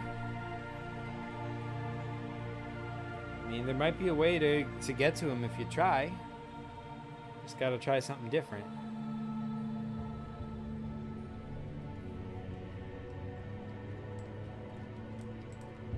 Anybody there?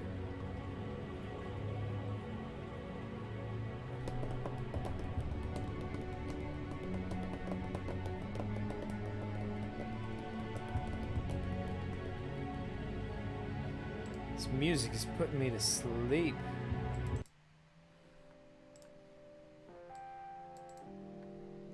Flay says, I want to inspect the box.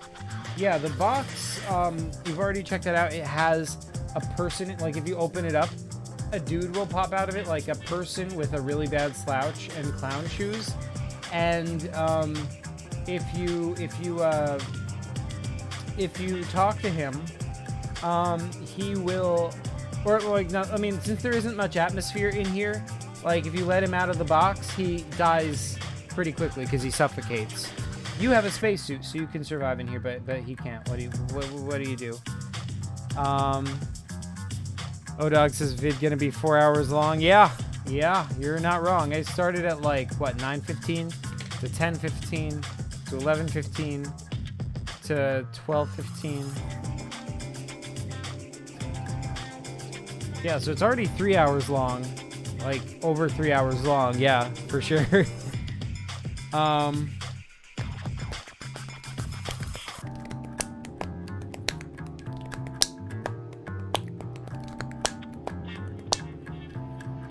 Flay says, sorry I wasn't present before. That's why I don't know what the things do. No worries, dude. Like, the intention of this is, like, I'm happy to keep explaining for new people who pop in because, like, you know, like, I'd rather you guys know what you're doing, and, like, so feel free to ask any other questions, even if it's something that, you know, would have already been explained.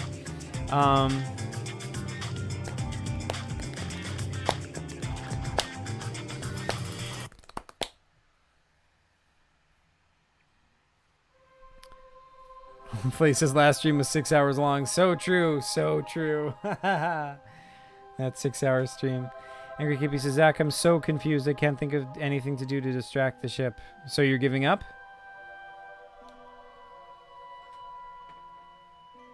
I mean, you like, this isn't that hard. You just gotta try stuff. I mean, if you try one thing and it doesn't work, you know, maybe try a variation of that, or like try doing the same thing a different way, you know? So, Flay says, what's the thing in the bottom right corner? This is a, it looks like it's a rock outcropping, but it seems to have a face.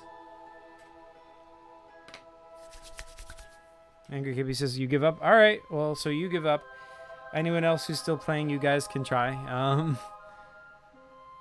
mean, Flaze is still playing, it seems. All right. I mean, I can't just tell you the answer, because, like, unless everybody gives up, you know, like, you know, Flaze hasn't given up yet. If Flaze gives up, then you give up, but, because it seems like you two are the only ones playing.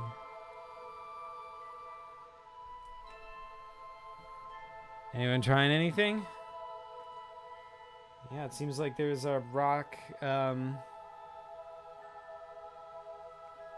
Yeah, guys, in a PCG, anytime you don't know what to do, Flay says, can I pick up the rock? Well, it's attached to the ground. It's attached to the ground. Like, it weakly attached to the ground, but, like, when you go over and, like, you try to pull it up, like, it's like, hey, what are you doing? What are you doing? Get out of here. Hey. But it can't really do anything to you. It's weakly attached to the ground, so it feels like it could come off fairly easily if you have the right tools, but, like, you just can't get it, you know? Like, you just can't, like, with your own hands get it out. So what do you do?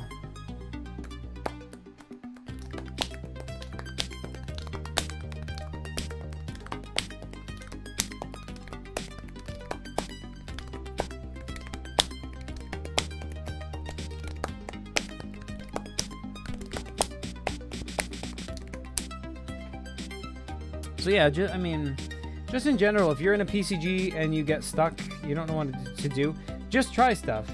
You don't, like, even if you can't see a potential solution yet, you can probably still think of things you can, like, ask questions about, you know? Like, even if you don't, like, even if you don't know what something is or how you could use it to solve the puzzle, just ask questions about it anyway. Learn as much as you can about the environment. Try as many things as you can. Experiment, and the more you poke with things and prod with things and try things, you know, the eventually you'll find a solution anyway. You know, like, even if you didn't think of one at first. Leia says, can I pick up, can I say something to the rock? Sure, what do you say?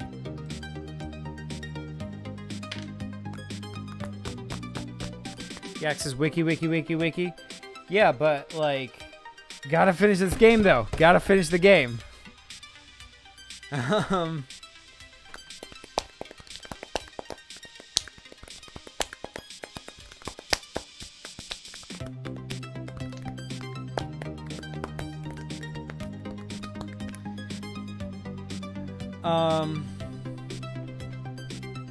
Play says, hey, I'm playing. Yeah. As long as somebody's playing, I'm gonna stay with the game, so.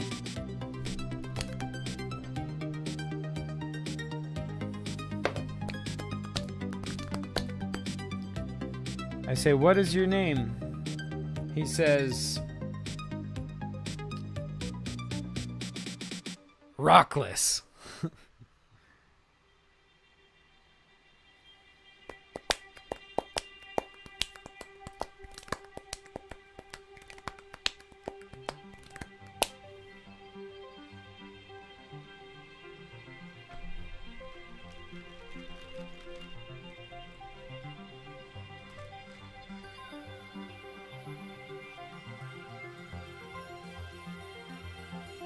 Yeah, so, like, I mean,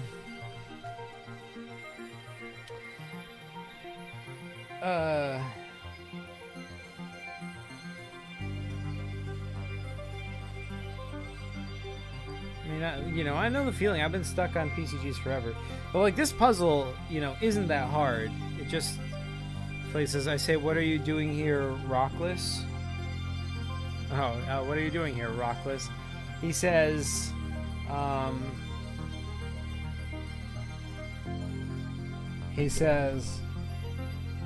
what do you mean, what am I doing here? What does that even, I don't even understand what that word means. I just sit here. I am a part of this. Yeah, I mean, I can't really move, you know, so I don't understand what you mean by doing. What is this doing thing? What does that mean? You know, what is it to do something? What is that?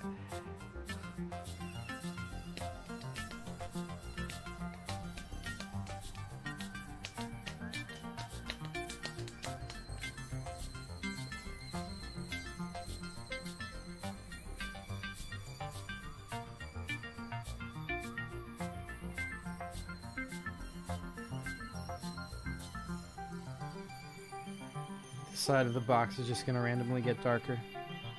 Nothing to do, so I add shading. When we were kids, Flay says, I meant, why are you here? What do you mean, why am I here? I'm part of this world. I'm an outgrowth of it, you know. Everyone knows the world is alive, and I'm an outgrowth of it, and yeah, like I'm supposed to be here. I'm a part of this world. Why are you here? What do you mean, why am I here? You're the one who just flew in like an invader. What are you doing in my in my cave? Get out of here. Are you just some rock that came to be? He says, yeah, that's right. You got a problem with that? I'm just some rock. You're just some rock that just... But yeah, that's right. I'm just some rock that just came to be. Flay says, okay, so can I pick you up? He says, pick me up? Why would you do that? Also, I'm part of the ground, so how would you know, like I can't disattach myself even if I wanted to. I don't have control over that.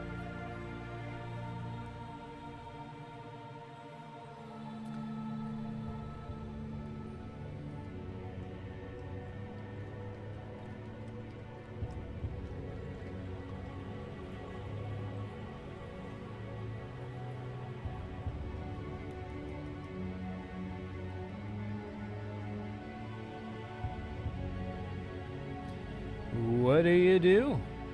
What do you do?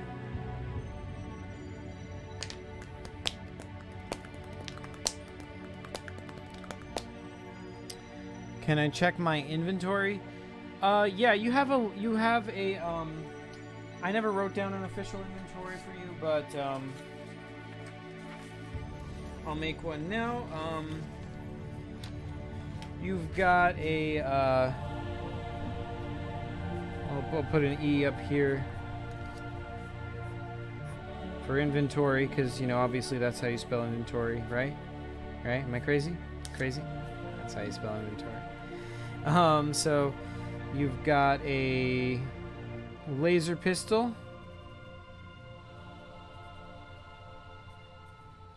And that's it.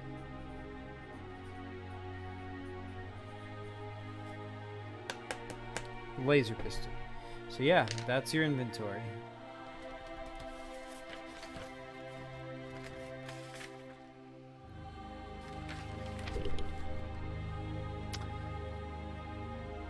I think the chat is a bit delayed, maybe on Discord. All right, yeah, sure.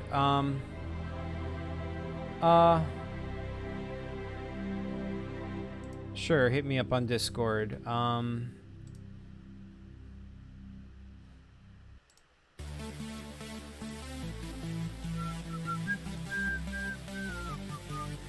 I'm on Discord, ready whenever you are.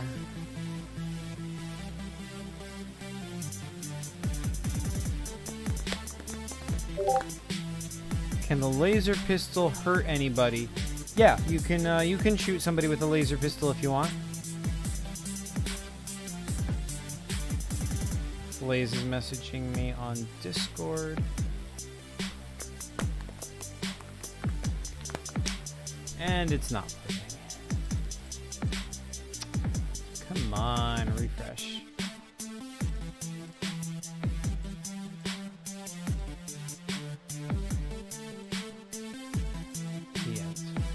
Discord's still not loading. Come on, Discord. Come on, buddy. Let's go. Let's go. I don't know what's going on with my internet. Sorry, folks. In the meantime, keep talking in chat, please. I'll tell you when it loads. All right, there it is. There it is.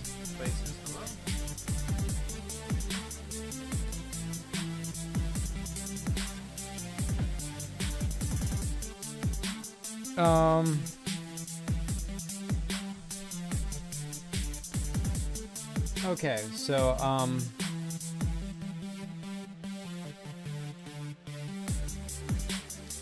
okay, can I shoot the rock guy? I meant not him, but the roots that connects him in the ground. All right, sure. You shoot the rock. You shoot the connection to the ground. He's like, ah, and he breaks off. He's like, why'd you do that? I'm so mad.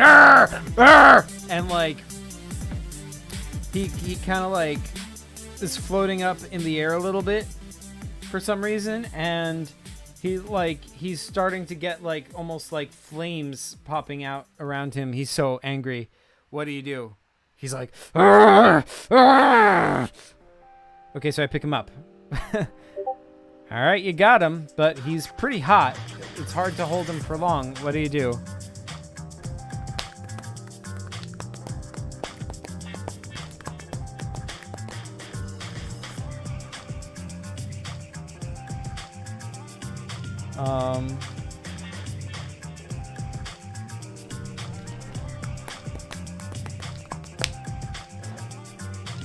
So you picked up this dude.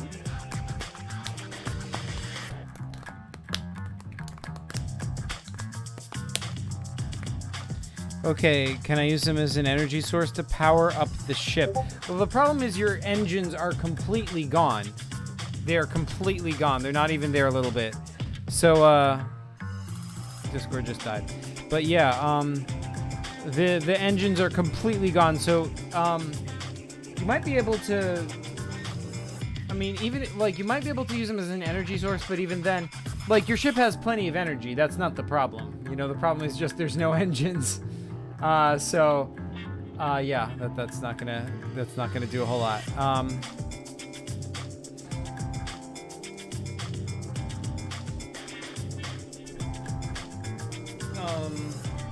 But you don't have to escape in your ship to beat this game. All you have to do is distract the other ship or destroy it somehow, or, you know, anything you can do. I mean, anything you can do to survive this guy coming for you. If you survive that, you beat the game. Checking YouTube chat, just making sure no one's saying stuff. Checking Discord chat.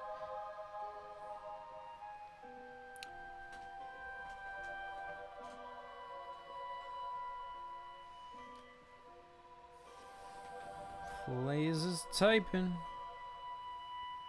Flaze is typing. Okay, so,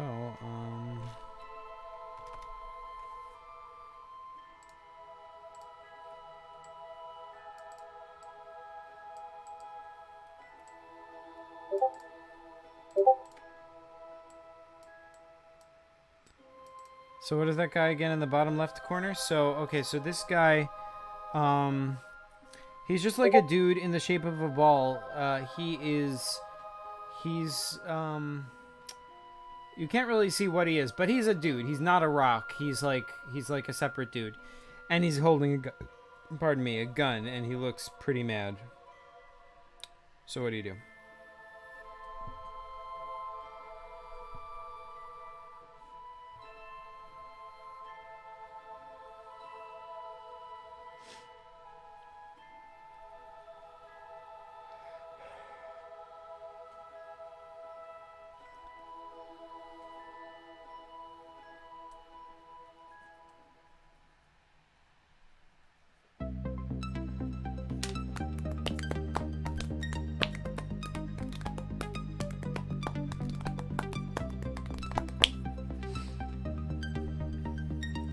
I talk to him and say, what is your name?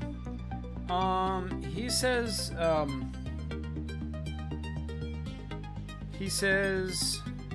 wait, did I say what his name was? Dang it. I don't think I did. Oh no, I said that this guy's name was, that's right. Okay, so this guy's name is Glorpus. And it's spelled like this. Glorpus. Glorpus.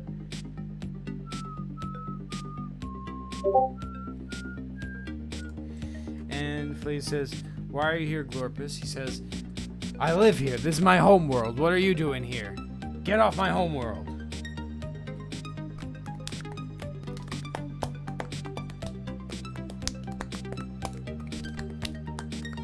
I'm part of the defense force. We defend against invaders like yourself.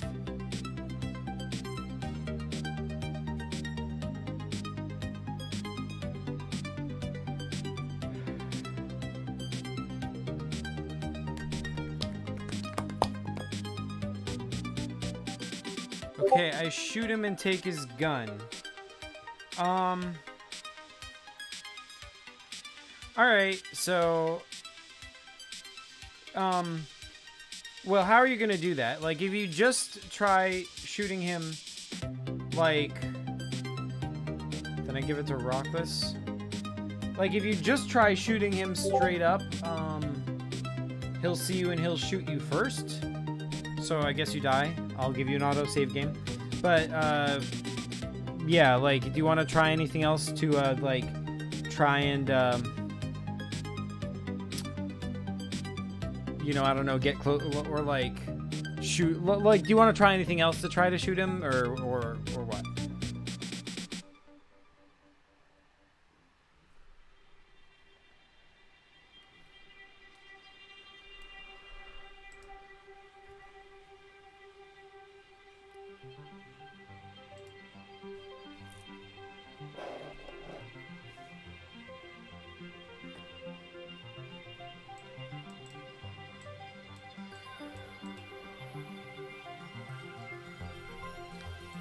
Check YouTube chat.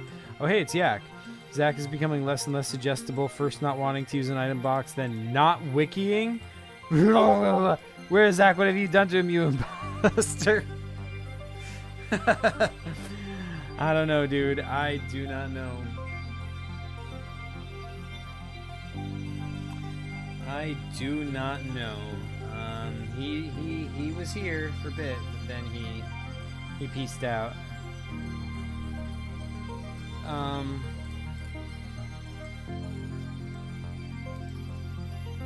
Okay, so I say, are you alone here, Glorpus? Glorpus says, no, there are many others of my kind, and you'd best leave before I call for reinforcements.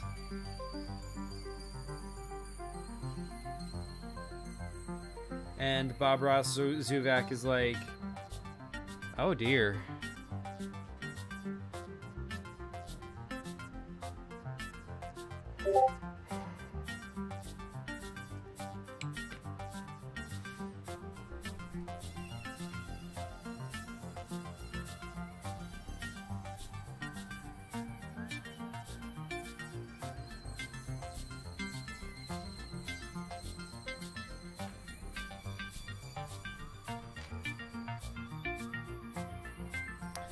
So I say to him, do you see that ship?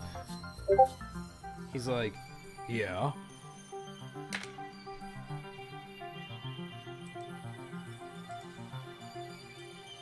Flay says, what's an item box? So an item box, like that's an item from my early PCGs, and Yak put one in his game. So the idea of an item box is that, like, it's a magic box that if you put something in it, like an item, like the box will disappear and it'll teleport to whatever the next PCG is. Even if it's with a PCG with a different character, it'll go across time and space. It doesn't care where that game takes place. No matter when or where it is, the item box will appear, and so that way, like, you can kind of give items to the player of the next PCG. That's the concept. So Yak put an item box in his game, so I was forced to put an item box, to have his item box from the previous game in my game. So that's why it's here.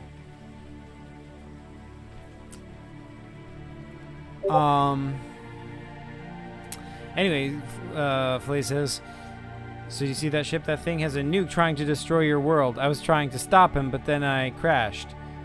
He goes, wait, what? What? We have to stop him. We have to stop him. How are you gonna? How are you planning to stop him? How can I help?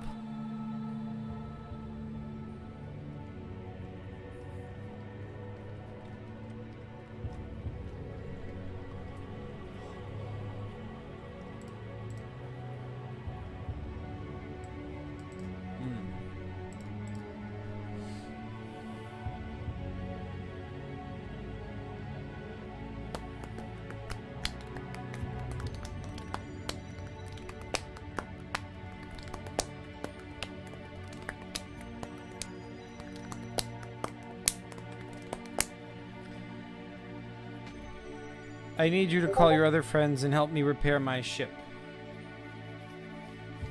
Okay, but like, I mean, they're not saying this, but I'll say this. That's gonna take too long. Like, you have like maybe a few minutes before this guy sees you and shoots through the slit to destroy your ship. You have to find a way to distract him before that happens. So maybe you can convince these guys to help you repair your ship, but you're gonna need to do something a lot more immediate to stop this ship that's coming. But meanwhile, this guy says, maybe.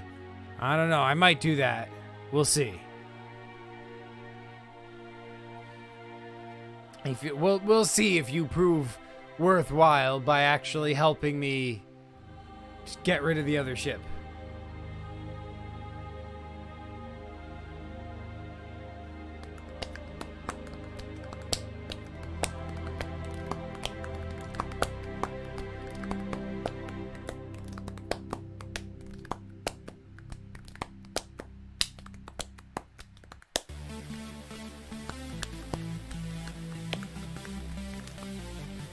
So does the ship have anything valuable inside? I mean, not really. It's just a cockpit with I mean, you have your laser gun, but that's already on you. You have the spacesuit, but you know you're wearing it. So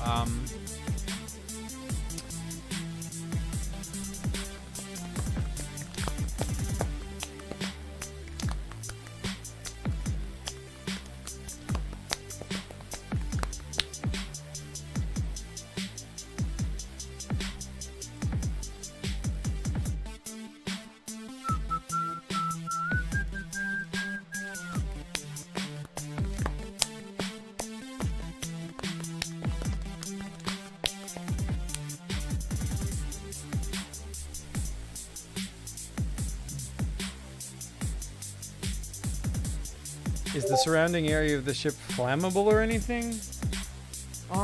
No, not really. But remember, this guy, Rockless, was, by the way, his name is spelled like this. Rockless. Like that, that's his name. So yeah, Rockless, and the other guy's name is, Glorbus.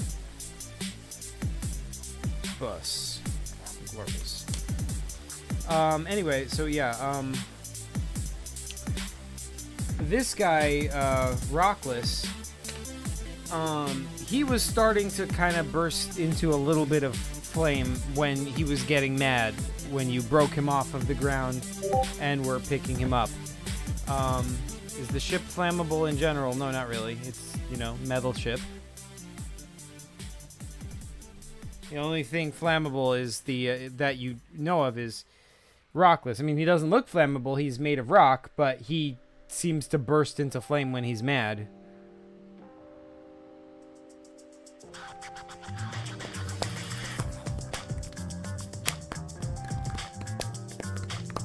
But can it explode? What, rockless or the ship? I mean the ship.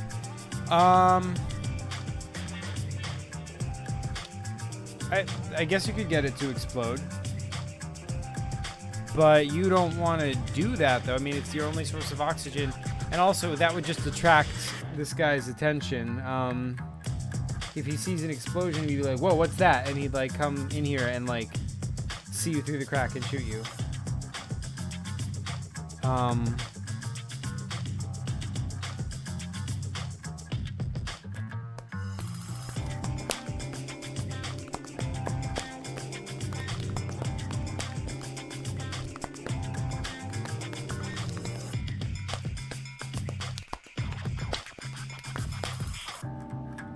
So, what do you do?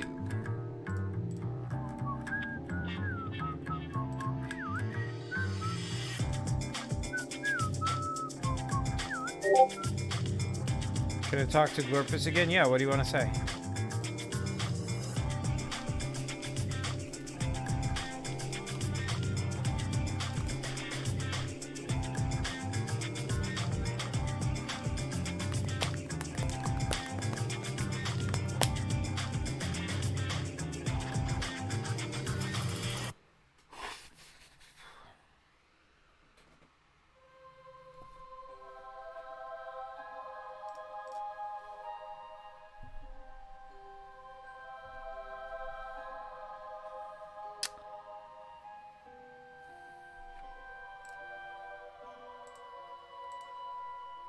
We need some more music. What should we get all up in here?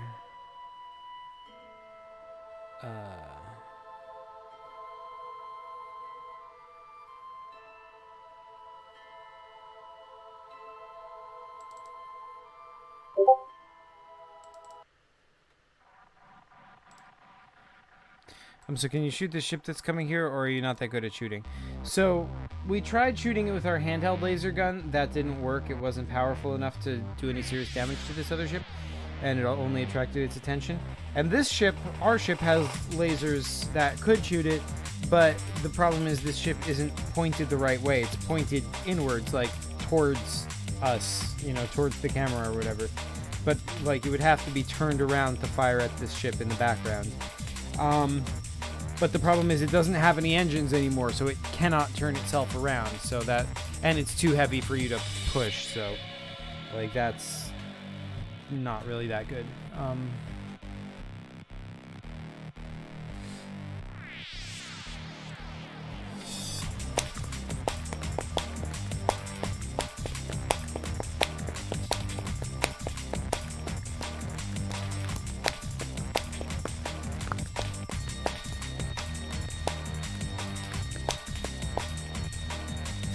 Man, everybody's leaving. We're down to 4 viewers now. Yak says I've got to go see Zach. All right, thanks for joining, Yak. Have a good night. Enjoy your dinner party. Play says, if not, then I can take the lasers of the ship. Can I take the lasers of the ship? I need to remove. Interesting. Not fast enough. It would take too long of like with an engineering team to like they're built too much into the ship.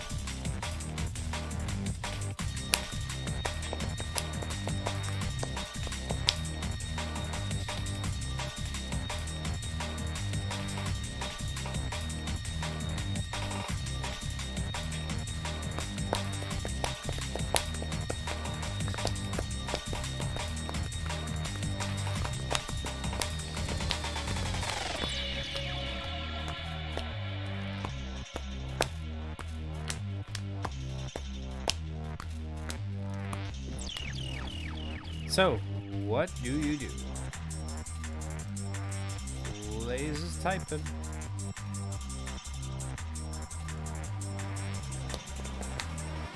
Can I pick up the guy in the box?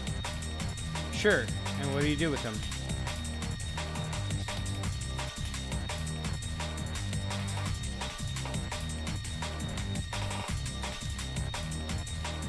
So, while I'm waiting for you to, like, does the ship have oxygen? It has a little bit of atmosphere left, yeah. Like, when you open the hatch to climb out of the ship, most of the atmosphere vented, but there's still a little bit left in the ship, so yeah.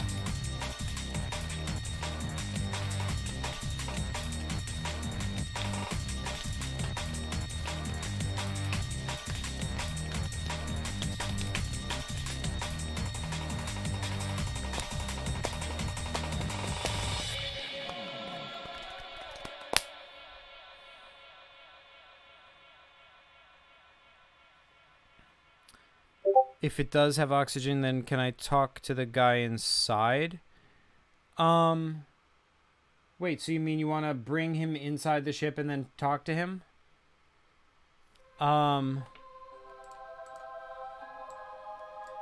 That works.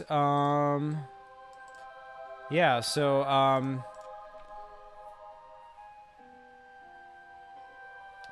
okay, so you bring him back in the ship. Once you open the hatch again, you let out even more oxygen, so there's not much left. But you put him in there, and he's like, he's able to get just enough oxygen to survive for a little while, but he's feeling definitely pretty sleepy. So he'll survive for a bit. Didn't you say the guy can't talk outside? Yeah, because he's suffocating. But yeah. Okay, so yeah, you can talk to him a bit, but he's drowsy because there's not much oxygen. He's like, oh, thank you. Oh, you know.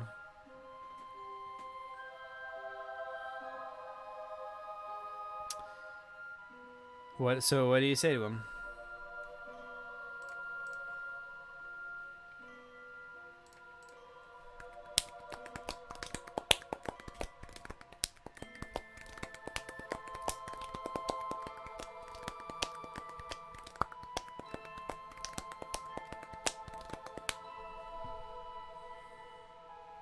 Okay, I say, sir, what are you? What can you do? He says, I'm Yak. I'm a human, and I'm very scrawny, so I'm not much good physically. I do have big clown shoes, and I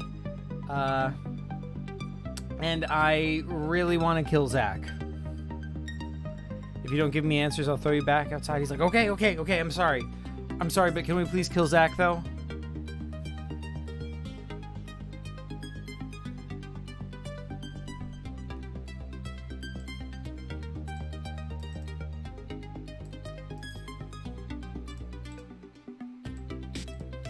Like, I'll answer any of your questions. I just really feel like I need to. I just feel like I need to kill Zach right now.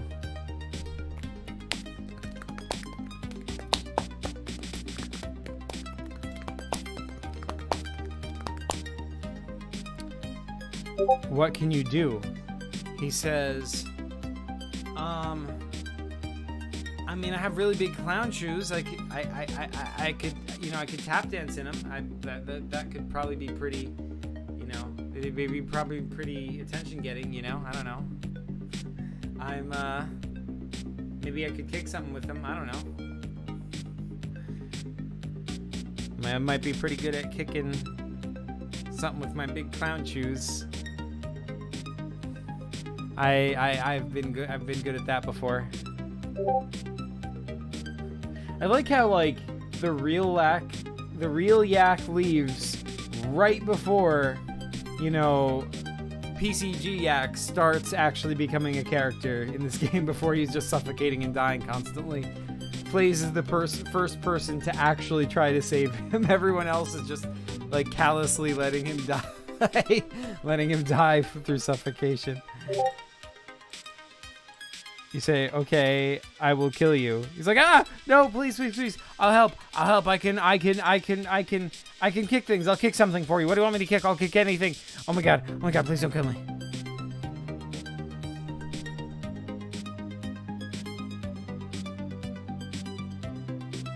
I will throw you outside. He's like, no, please, no, wait, no. I can be very useful. Listen.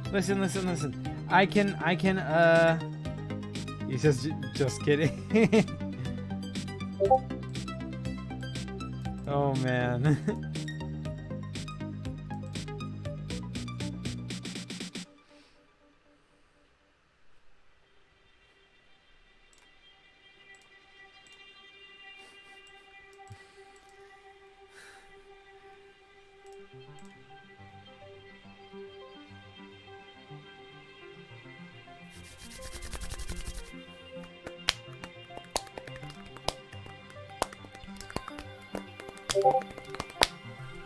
Alright, Flaze says, okay, can you kick this talking rock? He's like, oh yeah, of course. Yeah, totally.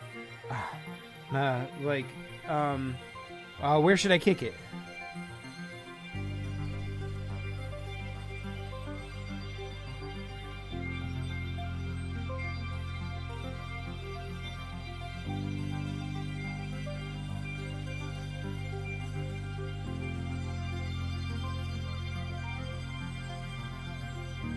And he says, also, you should,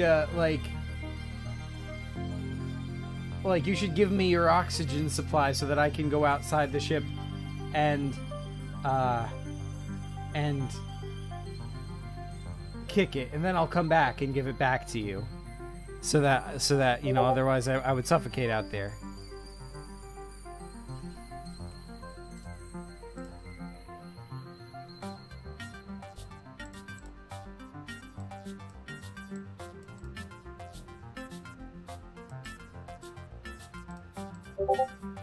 I'll give you mine, I'll stay here. Okay.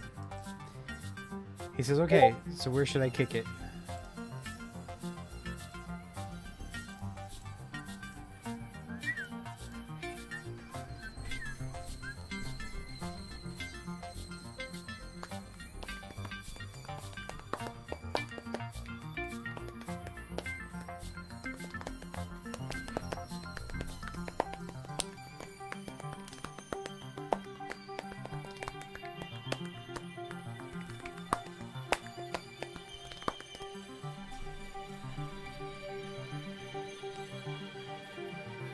Kick the rock to that ship. Alright, so he gets out and he goes over to the rock, and the rock's like, hey, what are you doing? Rock! Oh, he's like, I'm rockless, don't kick me, get out of here, what are you doing? And Yak is like, sorry, buddy. And he kicks really hard with his clown shoes. Now, see, the thing is, Yak doesn't have a really strong kick exactly, but his clown shoes are so, like, bouncy. So what happens is when he kicks it, there's sort of like a spring effect. Like, it compresses his shoe and then rebounds, pushing, you know, adding to the strength of his kick many times over. So it just kicks this guy super fast. And this guy's, what? And he bursts into flame. And he flies out the mouth. He's like, I'll kill you. He flies past this ship.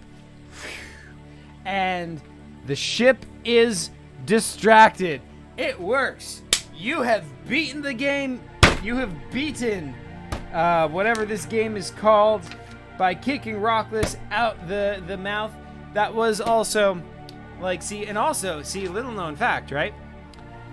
This is a prequel to Chris's game because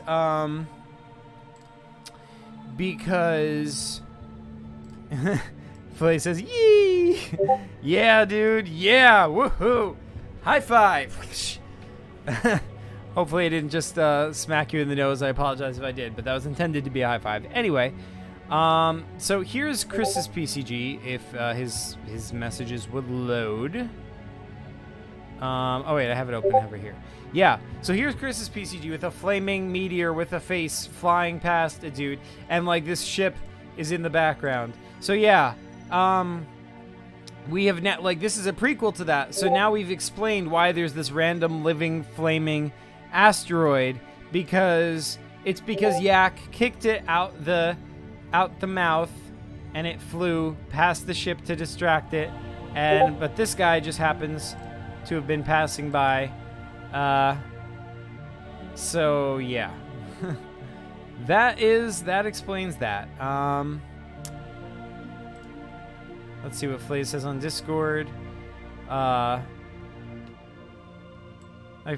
Oh, finally. Oh, wait, no, I can't breathe. I'm dying. The oxygen. No, I'm dead. No, you're good. You're good, dude. You're good. Like, there's just enough oxygen in your ship to last for a little while, which means that you're going to live just long enough for the game to end and you to win. So, you're good. You're good. And, you know, you're probably going to be, like, you at least have a chance of convincing the people on the planet to help you. Like, they seemed sort of willing because you were telling, because, like, oh yeah, that's the other thing. Because you have successfully repelled the invader ship, they're going to be willing to help you repair your ship. They might even be able to give you, you know, prolong your oxygen supply. So there's a good chance you might survive. So, you know, if you survive or not, that's going to be left up to future PCGs. Maybe we'll do another PCG round. Like, I'm not going to do another round now. I'm too tired. I'm probably going to end the stream now. But, like,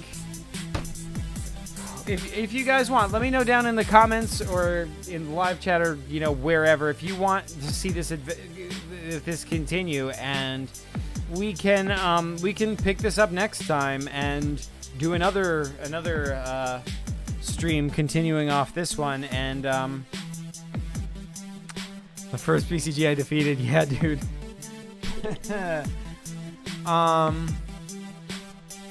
Congrats, Flaze. This is your first PCG I also played. Oh man, dude.